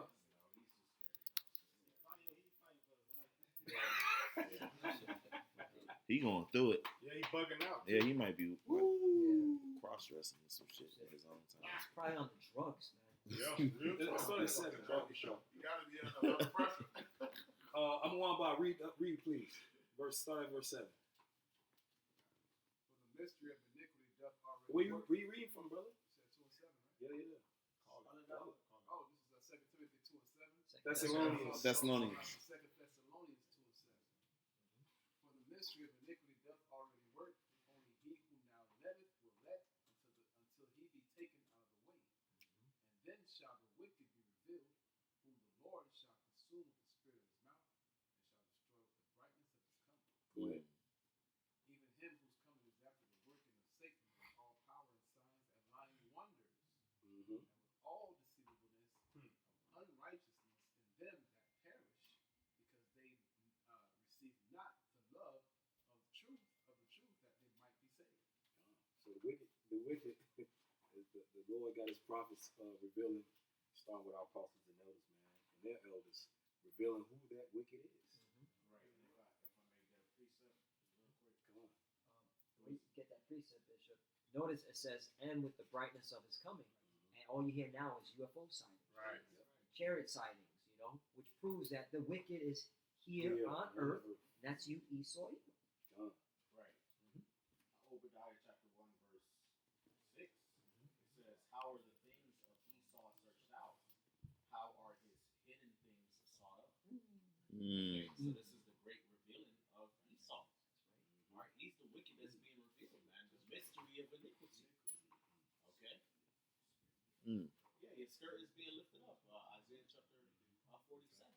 Mm-hmm. Okay. Also, Lamentation. It also says what? Thou shalt be drunken. Thou shalt make thyself naked. Yeah, let's get that. Okay, you're being exposed, man. Esau's the one that's being exposed. You are the wicked. Okay. That's right. All right, and the scriptures say that this wicked is going to reign and rule with all power up until the time he's destroyed. Okay, so here we are at the end. We notice which Paul said that they shall not come except there be a falling away first, and the wicked and that man of sin perdition. Okay, so Yahushua's return is not going to come until the wicked are revealed. The man of sin is revealed, and the scriptures tell you that he's going to be in power when that happens. Yep. Okay, so who's the wicked? Malachi chapter 1. Let's get that. Let's get that. Right. It tells you that the border of wickedness is Esau. Yeah, that was long overdue. Okay, our Esau is the end of the world. Jacob is the beginning of that follower. Right? So the nation, the people that are in power in these last days, according to biblical prophecy, when you connect the dots in the spirit, they are the Edomites. Okay, Malachi chapter 1, verse 2. It says, "I have loved you, saith the Lord. Yet ye say, wherein hast thou loved us? Was not Esau Jacob's brother, saith the Lord? Yet I loved Jacob, and I hated Esau, and laid his mountains and his heritage waste for the dragons of the wilderness. Whereas Edom saith, we are impoverished, but we will return and build the desolate places which they did after the Dark Ages." Okay, all right, the Renaissance period, you know, which the word Renaissance means rebirth, which they, you know, brought back to life, all right, into the earth, that, you know, those Greco-Roman philosophies and ways, man. Okay, that's why it was called the Age of Enlightenment, because they thought they were bringing back, you know, the doctrines and the way of life and their way of thinking that they had in Greece and Rome. Okay, and it goes to show you, again, going back to everything we've been saying, man, he thinks that he's gone around the world and civilized people, that he brought them wisdom and knowledge and understanding. Okay, all right, so it says, we are impoverished, but we will return and build the desolate places.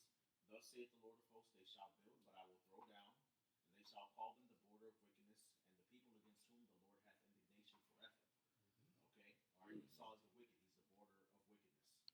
Okay, that's where it starts and ends with him. Yep. So now, if I can add what you're saying, it shows you it's the Most High, and this is a movie going on, because during the Renaissance period, you had a lot of, you know, prominent Edomites doing major things in the earth. And they, you know, they teach us that in school, like the bishop always said, they call it the Age of Enlightenment. You got these, what they call great thinkers and artists and shit. So the most, it show you the Most High putting the spirit on different Edomites at the same time to do great things in the earth, to take over. Yep. So, you know, the Most High was with them. Yeah. And to fulfill prophecy. Yep. Yeah, he was with him to fulfill prophecy. Yeah. Right. Yep. You know, the things that they did in the earth was what? Destroying and slaughtering, and by their so-called enlightenment, they was putting naked statues everywhere, naked paintings everywhere, like Naked profane, babies. you know. Little rods. And King David naked. They got God and the God and his in the son in Adam. I mean, naked Right. in the 16th chapter. Yeah. You know. Angel naked. And then, of course, the blasphemy the Holy Spirit, Caucasian, naked Right. Caucasian babies. Right. Okay, naked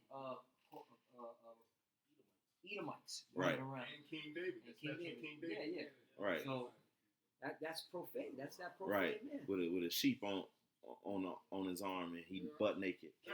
Right. Esau wicked as hell. Yeah. You know. With Malachi 1:4 in the NLT, it says Esau's descendants in Edom may say his descendants in I wanted Edom. to bring that out. See, that proves that, you know, there's more than one. Okay, that's descendants, and Edom is a nation.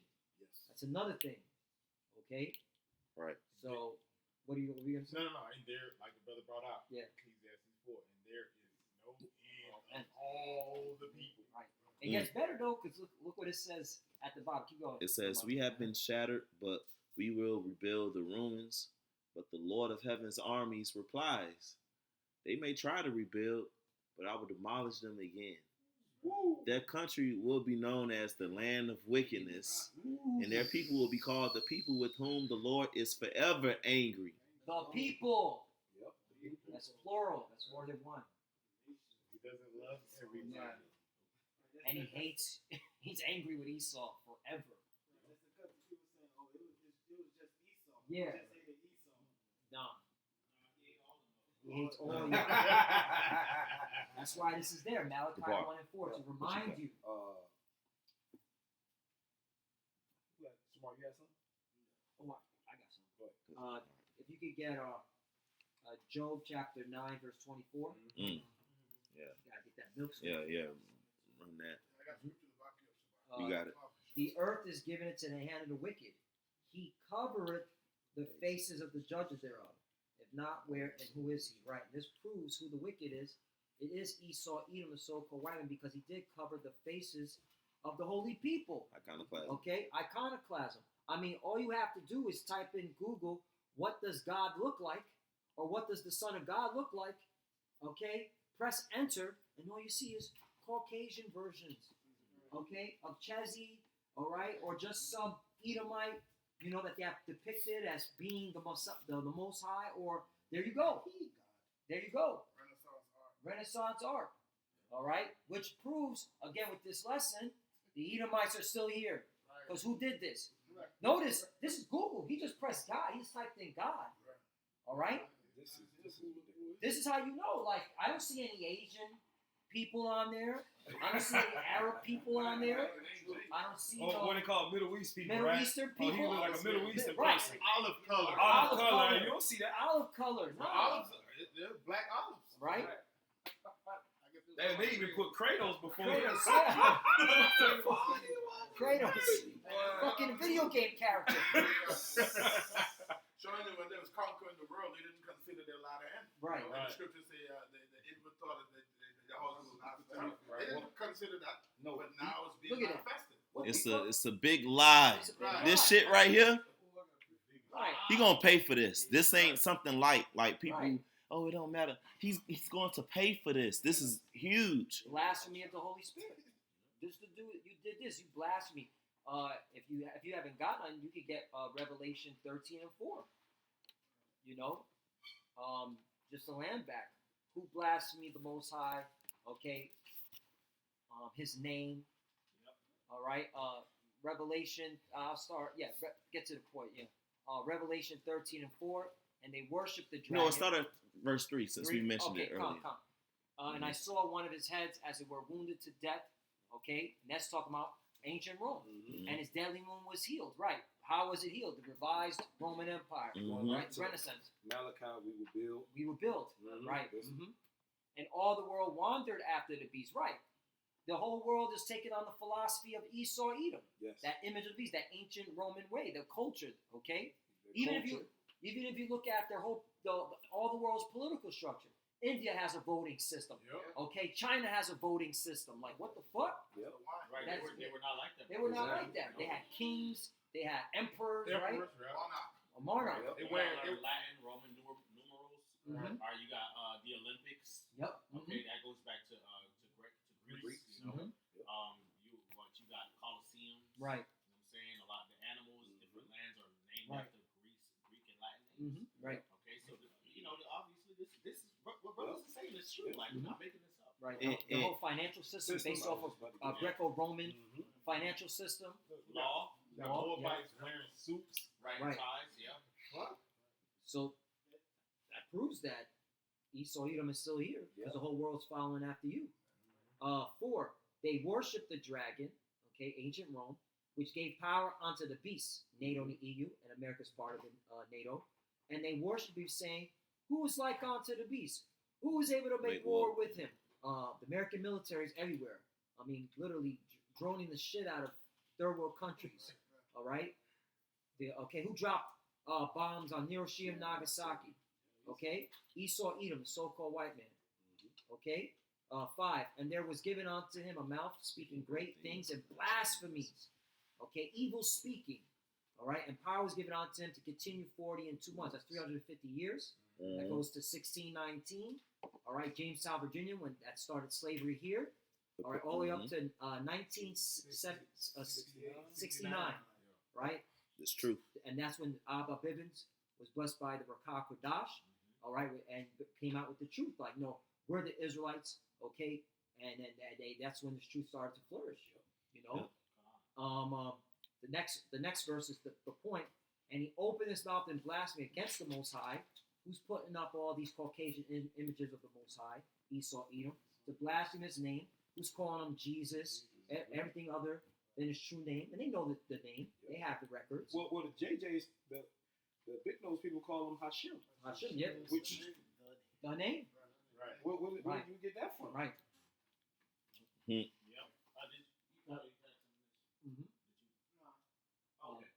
And his tabernacle, who's his tabernacle?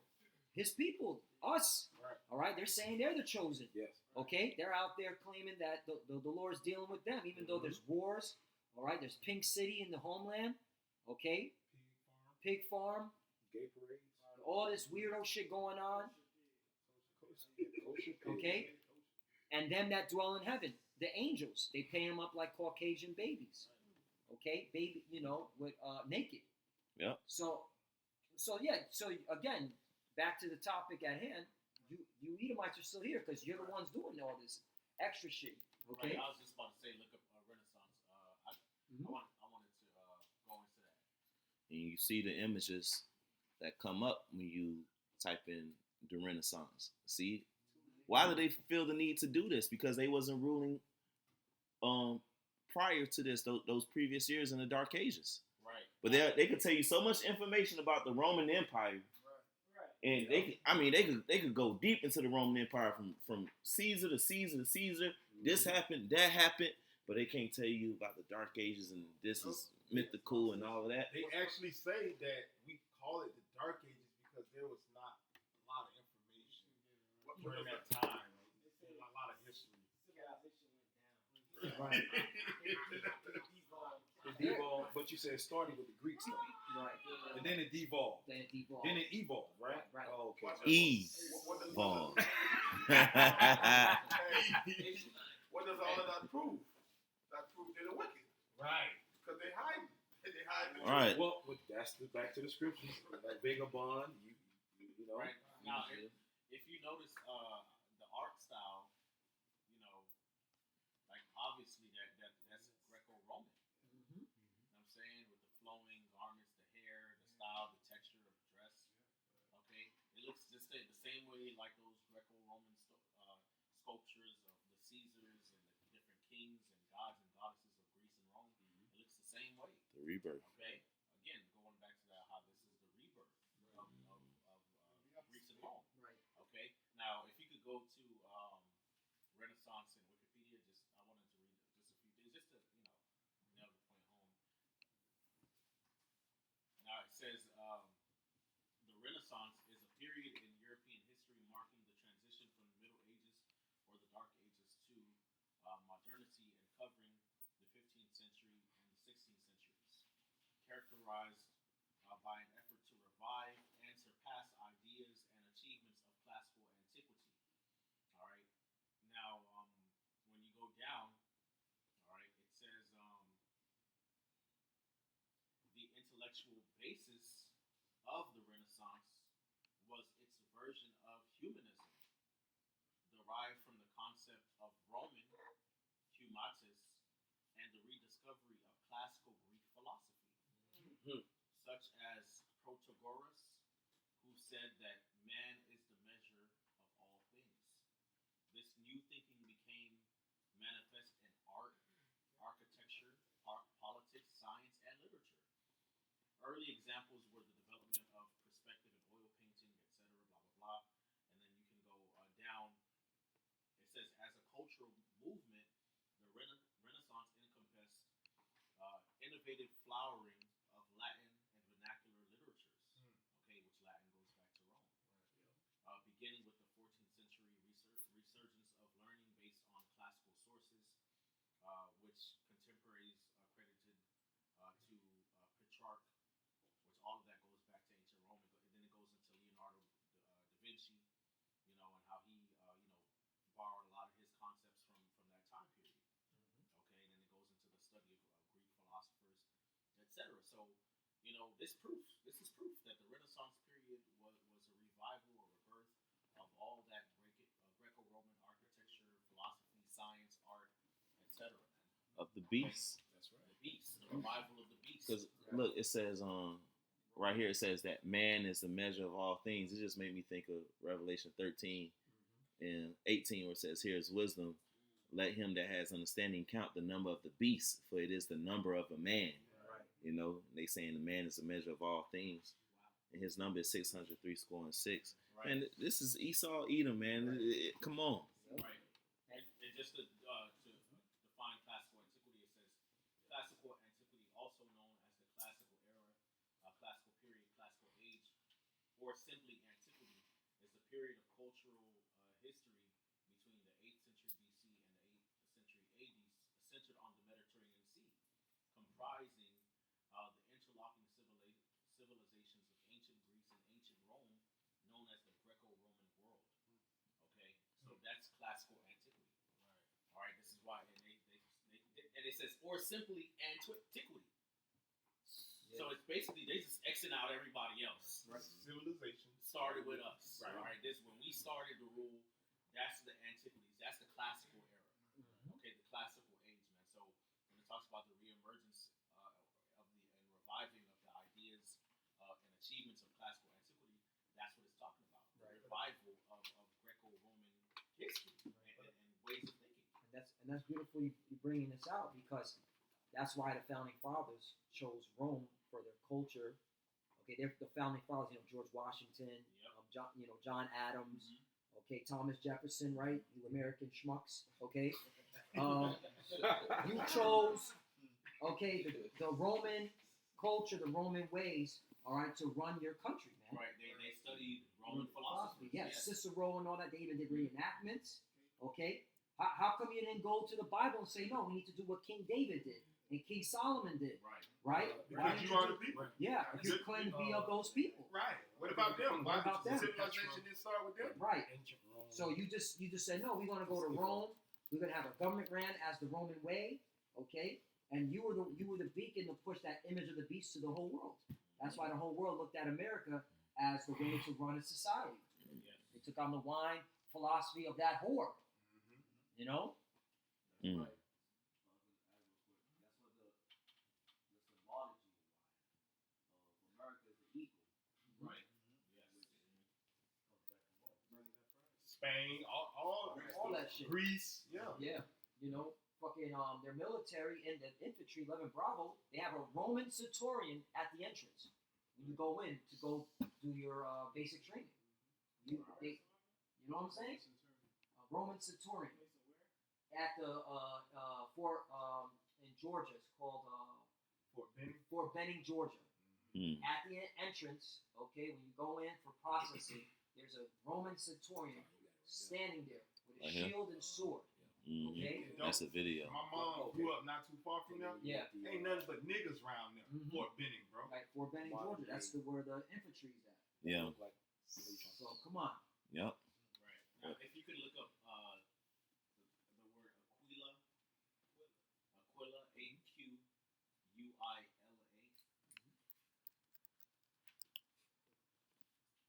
and look up Roman.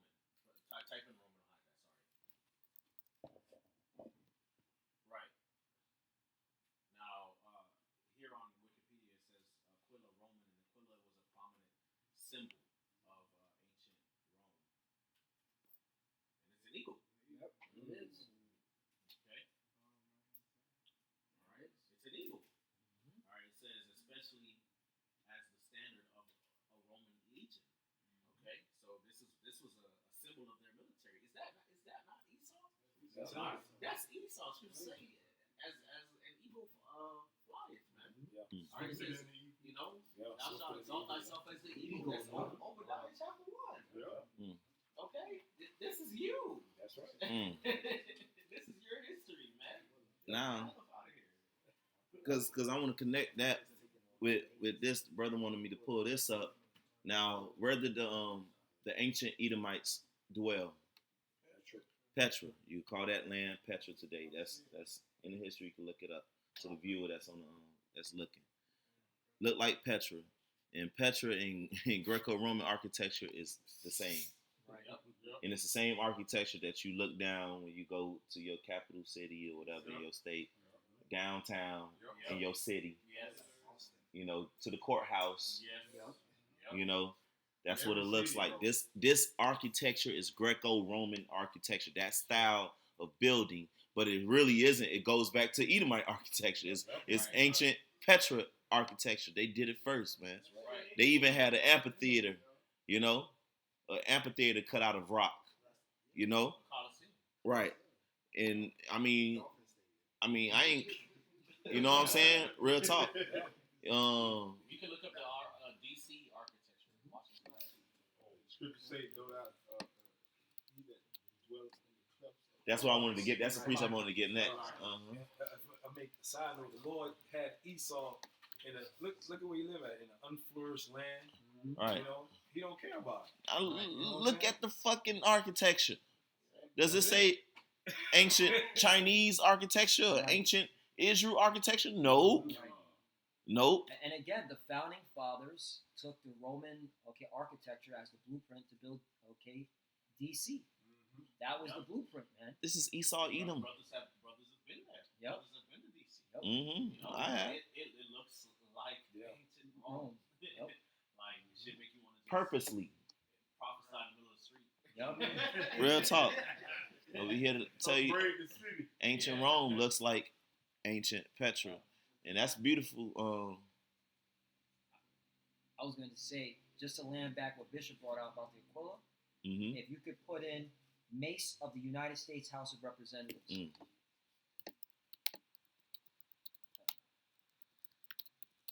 It's right there. Boom. Up top. Ooh. Oh, the top on Wikipedia. Wikipedia. Yep. There it is. Perfect. There's the eagle. All right. This is in the House of Representatives on top of a globe. Okay. Just to land back what Showing Bishop that brought out. they the eagle on top of the world. Top of the world. You see? Perfect. Yep. Perfect. Who's holding it? So let's go to Obadiah, Yep. because you can't do this lesson without bringing out Obadiah. Right. Yeah. To be real, Obadiah 101, the vision of Obadiah, a vision. Thus saith the Lord God concerning Edom. We have heard a rumor from the Lord, and an ambassador is sent among the heathen. Arise ye and let us rise up against her in battle. That proves that the so-called white man is Esau Edom, because among the heathen they talking about whooping your ass. Right. Right. All these nations ganging up right now saying they want to get away from the dollar, and they're applying to join BRICS, the BRICS nations. 40 nations and counting. And counting. So verse 2, it says, Behold, I have made thee small among the heathen. Thou art greatly despised. The pride of thine heart has deceived thee, thou that dwellest in the clefts of the rock. So, let's go back. Bam. Dwellest in the clefts of the rock. Boom. And that's why even in America, he has the skyscrapers and shit. You want to feel like he...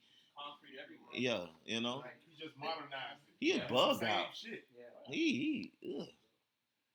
The pride of thy heart has deceived thee, thou that dwellest in the clefts of the rock, whose habitation is high, that saith in his heart, who shall bring me down to the ground? Is that not America? Is that not how the president always speak?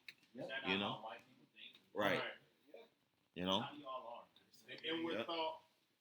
That the houses continue forever. But verse 4 says, though thou exalt thyself as the eagle. There we go. Boom, boom, boom. Wait.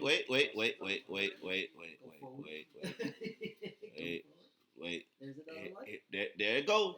Let me look up one more real quick. Eagle on a silver dollar. Boy, I tell you. He's so prideful. You never land on the moon. It's on us. Where he at? There you go. There you go to the right. Up top to the right. It ain't this one. It's the old silver dollar. Why don't want to come up now? Salty. Yep. Boom, there you go, right there. Right. There it is. That's the eagle on the moon Why did it have Among the stars. with Latin Latin. amongst the stars. Out of many. The earth behind him. So, he exalted his nest on this. He's laying the nest. That's the eagle laying the nest. Come on. Come on now. That's it. Drop the fucking mic. That's it. They put it on a dollar. An eagle sat in the nest Hit the ground. amongst the stars. Right. Case closed. This the Edomite. Not to mention the Romans, not only the U.S. government, but the Spanish, the Germans, they all have used the eagle as a symbol. The French, yes. Yep. So though thou Exalt thyself as an eagle, and though thou set thy nest among the stars, literally doing it on a silver dollar. Satellites in the sky. Thence will I bring thee down, saith the Lord. Mm. You know, and when they made that farce of them landing on the moon, at the same time, this truth had begun to come out. Right. You know, beginning of them declining, because when the Israelites go up, Esau go down. That's how it's like a seesaw. You know what I'm saying? Mm-hmm. Psalm 64:8. Yep. So they shall make their own tongue to fall upon themselves. All that see them shall flee away. Yep. Yep. Well, that point on, this, just land backing off the point, this is Greece and Rome all over again. It's not the Statue of Liberty, Libertas, the goddess Libertas. Look it up. Look up the goddess Libertas. Okay, and tell me what that looks like.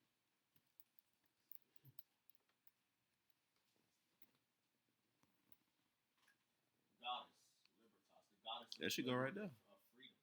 Mm-hmm. Does that not look like the Statue of Liberty? Liberty, for sure. Okay, go to images. See if you can get some better images. Lady Liberty. And it was given to America by the French. Yep. All the Edomites. Right there. There goes the similarity. I mean, Right there in the black. there you go. I mean, that's There what. you go. I mean, Yeah. shit. You could just click There every. you go. That's it. And it every was brown originally. Yeah. Bronze. Green, Uh-huh. bronze. Goddess of Liberty. Lady Liberty. Do as thou Thou wilt. will. Yep. Yeah. The great whore. Yep. Yeah. The whore that sits upon many waters. The whore of who? Babylon. The whore of Babylon. So anybody want to talk this Bible talk, you got to at least know about the whore of Babylon in Revelation 18, Right. or at least know that that's in the scriptures somewhere. If you're going to say anything against the scriptures, Yep. but what we could do is what Karab brought out earlier. Mm. It goes straight to Body. Psalm 137 and 7. Remember, O Lord, the children of Edom in the day of Jerusalem, who said, race it, even to the foundation thereof. Mm-hmm. You know? And that's what they did when Jerusalem was being besieged by the ancient Babylonians. They was rooting it on. And they actually burned down the temple themselves. You know, just like I like to say, just as they would do after winning the fucking Stanley Cup. They fucking burn up the whole city for some reason. Yep. Just like they're doing now in Maui, just beating people up. Yep. You know? Erase it. Raise it. Before we get, because Oz brought out a great point, and Cap mentioned it too, in Obadiah, how the secret things of Esau sought up, made his son fall upon himself. But go to Lamentations 4:21. Come. You quoted that too, Cap. Yeah. Before we get this, Real, just because I want to just land back on the point, and then you can go right back to it, just to edify that point.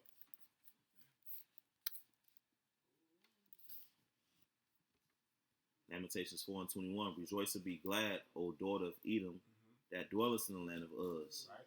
The cup also shall pass through unto thee. Right. Thou shalt be drunken and shalt make thyself naked. Thou shalt make thyself naked. Right. How? By causing your tongue to fall upon yourself, like you said. This not our internet. We didn't create this. All that information on there, you put that shit on there. Because he's so proud, he like nobody can do shit anyway. So I can tell him myself, and he makes stuff not gonna do shit. And any boo boo. Yeah. Yeah, drinking that wine and then his like you say the how when you drink too much wine it reveals the heart of the proud. Yeah, so all that philosophy, all the wealth you've been drinking up, okay, and now you exposed. Now you feel like you could just show booty crack and all, and ain't nobody gonna say nothing. Hey, That's but basically you. Now you just out there. right. But that fulfilled prophecy. Like Paul was speaking to the brothers at the church of Thessalonica. Then shall that wicked be revealed, and it just shows you the coldness of the Most High. He made him reveal his own self. Yeah. Right. Verse 22. The punishment of thine iniquity is accomplished, O daughter of Zion, which are the Israelites. You know, it's two big revealings happening at the same time. Who the true children of Israel and who the Edomites are. It says, he will no more carry thee away into captivity. And he will visit thine iniquity, O daughter of Edom. He will discover thy sins. And that goes back Psalm 137:8. O daughter of Babylon.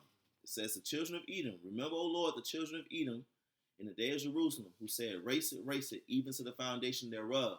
O daughter of Babylon, who art to be destroyed, which means future tense, who art to be destroyed. Right. Mm-hmm. Happy shall he be. So this is in the future. That rewarded thee as thou hast served us. Happy shall he be that taketh and dasheth thy little ones against the stones. If this already happened, why wouldn't it be documented? Because it's documented, that Edom said, race it. It's documented that, Jerusalem gonna be happy when we reward them as they have served us. And don't we write songs and prayers and don't it get in the scriptures? So why is this not in the scriptures? Because it ain't happened yet. The daughter of Babylon is Edom, and Edom figures prominently in the future prophecies because Edom is the whore of Babylon. Right. That's right. Straight up. Sitting on the beast in scarlet. Isaiah 63. That's the spirit. I was like, yeah, it's about time we got that one now. Brought that out and closed out. We closed the mic. Yeah. We could have started off with this one. With that and just said, with that, give all praise. Right. When did this happen? This is straight up That's why, prophecy. vocabulary. Shut the fuck up, man. Yeah, that nigga knows. Deep down, he knows he's eating Mike. He can't go sleep. Nah. And you're nobody, vocab. The Lord just brought you around, so give brothers something to rejoice in when your ass get judged. Right. Because you ain't nobody. Nobody ain't thinking about you. We just edifying, and you a nice little punching bag, to train with. That's all. You got the worst job ever, bro. Ever. You and every agent with you. Yeah. Isaiah 63:1. But what does the title say? God's vengeance on the nations. It's the day of the Lord. God's vengeance on the nations. Yeah. And it's just saying God vengeance on Esau. Yeah. Mm-hmm. That's what it's just saying. Right. Wait, so they all here? All here. Wow. And And they say God's judgment on the nations except Right. Edom. I make it simple for them. You call yourself fucking American, French, Germans, Spain, whatever the fuck. According to the Bible, you're the Edomites. There's Right. 18 nations. You're the Edomites out of those 18 nations. Take a prende. German. Precept I was bringing, nobody just said they're still here. It's better for me to do it now because that's the Lord is coming to bring the destruction to this precept. But I'll bring very quick if I may. This is Revelation chapter 16 and verse 13. And it says, and I saw three unclean spirits like frogs come out of the mouth of the dragon, and out of the mouth of the beast, and out of the mouth of the false prophets. And we know that's going into the three city states where the Edomites rule from. Right? We know it's America, the military, Washington, D.C., London, city-state of London, and that false prophet, the Vatican. So that proves that they're still ruling today. All of those three city-states, they govern the whole world, basically. Yes. Okay? And London represents the money. The money. Right, Yep. the money. That's where the Vatican. Rothschilds sit at. The Vatican Alright. is spiritual. Spiritual, yeah. And the other one is what? Military. Yeah, so America's the America. edification state. Got London, which is the money part. The Vatican, the spiritual on the left hand side, and DC, Pentagon, which is military, man. Right. And Moab ain't in there. Ham ain't in there. No. Right. Edomites. Right. They still have to, follow what Esau says. Right. Does the Dalai Lama go around the world and people bow down to him everywhere? Right. Who? Right. A lot of I ain't won't be mad if Jake don't know who that is. That's dealing with They don't know who that those Moabite monks and shit. Some weirdo that was kissing a young kid Right. on the lips. Yeah. But the Pope still to this day goes everywhere, and the whole city fucking shut down. Yep. Yeah. What's the reserve currency? Right. Yeah, Dollar. The dollar. Edomites. Right. They're still here. And as far as the military part, who's all over the earth? Yep. All the so-called white man. Hammer the earth. His institutions. All, So that's those three unclean spirits like frogs, which Esau, Edom covers them all. But Isaiah 63:1 it says, "Who is this that cometh from Edom with dyed garments from Basra?" Not to mention the scriptures tell us in what Micah that the deliverance is going to be from this Basra in the future, because spiritually Basra, America is spiritually Basra. You know, as a sheepfold of Basra, the Lord going to deliver His people. So come on now. Yeah, well, Isaiah 34 talks about Basra's destruction and how the Lord's coming back with vengeance for the controversy of Zion. That's right. Yep. You know, so when the Lord comes back with vengeance for the controversy of Zion, the Edomites are still going to be there. That's right. Because ain't shit going on in the ancient Bible. Right, and nothing going on over there. Right. This new Basra is going to be the side of great destruction, where the Edomites, where the Israelites will be in captivity underneath the Edomites. All right, and that Basra is America, man. Right. Okay, that's what it is, man. Right. Jerusalem of people before us a face, right? So who is this that coming from Edom with dyed garments from Basra? This that is glorious in his apparel, traveling in the greatness of his strength. I that speak in righteousness, mighty to save. It's talking about Yahushua, Lord. It's talking about the day of the Lord right here. Yep. When He comes back. Mighty to save. Right. They say John the Revelator, he quoted this in Revelation 19. Yep. That didn't Yep. happen during the time of Isaiah. Right. Yep. It's a future prophecy. Right. He also quoted Isaiah 34 in Revelation 6. Mm. You know, if I can read Isaiah 34 and 6 real quick, it says, "For the sword of the Lord is filled with blood," which is talking about the missiles.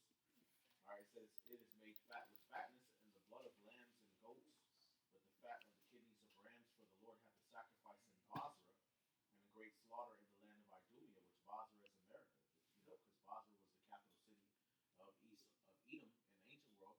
All right, and America is, you know, the capital city of Esau's rule now. Okay, all right. It says, "And the unicorn shall come down with them, and the bullock with the bulls," which represents the people. Okay, all right. And it says, "And the land shall be soaked with blood, and their dust shall be made fat with fatness." So it's going to be a lot of death. All right. For it says, "For it is the day of the Lord's vengeance." Okay, this is the day of the Lord. Okay, and the year of recompenses for the controversy of Zion. So on the day of the Lord, the Edomites are going to be the chief, you know, target of destruction. Okay, they're going to be there getting their ass kicked. Rightfully so. If you go into the word Basra, or I want to point out a word for definition, and so that back what Bishop Boyd said, because hey, America is the height of this man's power, right? So when you go into it, right, it's fortress, right? And I looked up the word fortress. It's a military stronghold, especially a strongly fortified town. And it's not America, the hammer of whole earth, American military everywhere. So this is the height of his power, Babylon the Great, America. And also, The military, yup. and what else does it say? Sheepfold. Yep. Because this is where the Israelites are oppressed together. The Lord's sheep, the lost sheep of the house of Israel are mostly over here in America, which is spiritually Sodom, Egypt, also Basra. Right. But We still got a two-hit combo with that one. So Isaiah 63:2, it says, "Wherefore art thou red in thine apparel, and thy garments like him that treadeth in the wine fat? I have trodden the winepress alone, and of the people there was none with me. For I will tread them in mine anger, and trample them in my fury. And their blood shall be sprinkled upon my garments, and I will stain all my raiment.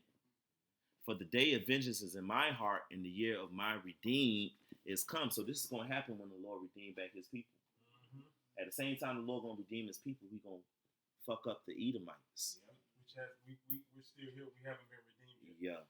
So that means Esau, Edom is still here. Right. So the Lord just wiped out the Edomites and nobody will know about it. It just happened. Right. And he got a whole freaking, beginning of the chapter about it. Because look, verse 6, it says, "And I will tread down the people in my anger and make them drunk in my fury. And I will bring down their strength to the earth." Oh, the part I wanted was right here. "For the day of vengeance is in my heart." Right. So this is on the Lord's mind. So when the Lord do it, He gonna do it zealously, man. Take down Esau, Edom. Yeah, the opening scripture was the brother open up and it says there's no end of all the people until that prophecy come to pass over there in 118. Yep. That's when Esau gonna be done away with. Not before that. None of these fail. Yep. Man, powerhouse. That's about it. So, Lord willing, this lesson was edifying. Well, if you could bring out Obadiah chapter 1 real quick, because we're going to read towards the end. Okay.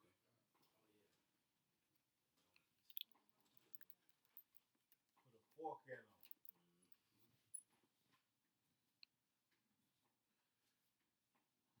Going towards the end, all the way down. 18. Yeah, now it says, which when you read up, it says the day of the Lord is near upon all the heathen. Esau, Edomites are heathens. So obviously, when the day of the Lord comes, when the Lord returns, the Edomites are going to be around. But verse 18 it says, verse 17 it says, but upon Mount Zion there shall be deliverance, and there shall be holiness, and the house of Jacob shall possess their possessions. All right, so the Israelites are going to be delivered. All right, we're going to be sanctified. Okay, and we're going to possess the world. Okay, Mm-hmm. all right, including human property. Okay, all right. It says, "In the house of Jacob shall be a fire, and the house of Joseph a flame, and the house of Esau for stubble, and they shall kindle in them and devour them, and there shall be none remaining of the house of Esau, for the Lord hath spoken it."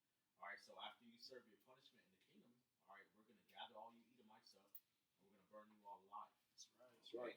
More fire. Right? And it's never happened before where the southern and the northern kingdom came together, all right, as one nation, all right, Judah and Ephraim, all right, all 12 tribes to destroy the Edomites. That never happened before, which goes to show you that Edomites are still here. Bam. Okay? All right, that goes, Esau, Edomites like to say, oh, well, the Edomites were destroyed during the Roman wars, the Roman Jewish wars. That's not what the Bible says. The Bible says Jacob, Judah and Joseph, nigga. That's not what it says, That's bro. not what it says, bro. Alright, verse 19 it says, "And they of the south shall possess the mount of Esau." Alright, so we're going to possess your land. "And they of the plain, the Philistines." So we're going to possess the land of the Philistines. "And they shall possess the fields of Ephraim and the fields of Samaria, and Benjamin shall possess Gilead." So we're going to possess our land as well. "And the captivity of the host of the children of Israel shall possess that of the Canaanites." We're going to rule over the land of Israel. "Even unto Zarephath, and the captivity of Jerusalem, which is in Zarephath, shall possess the cities of the south. And Savior shall come up upon Mount Zion to judge the mount of Esau, and the kingdom shall be the Lord." So in the kingdom of God, in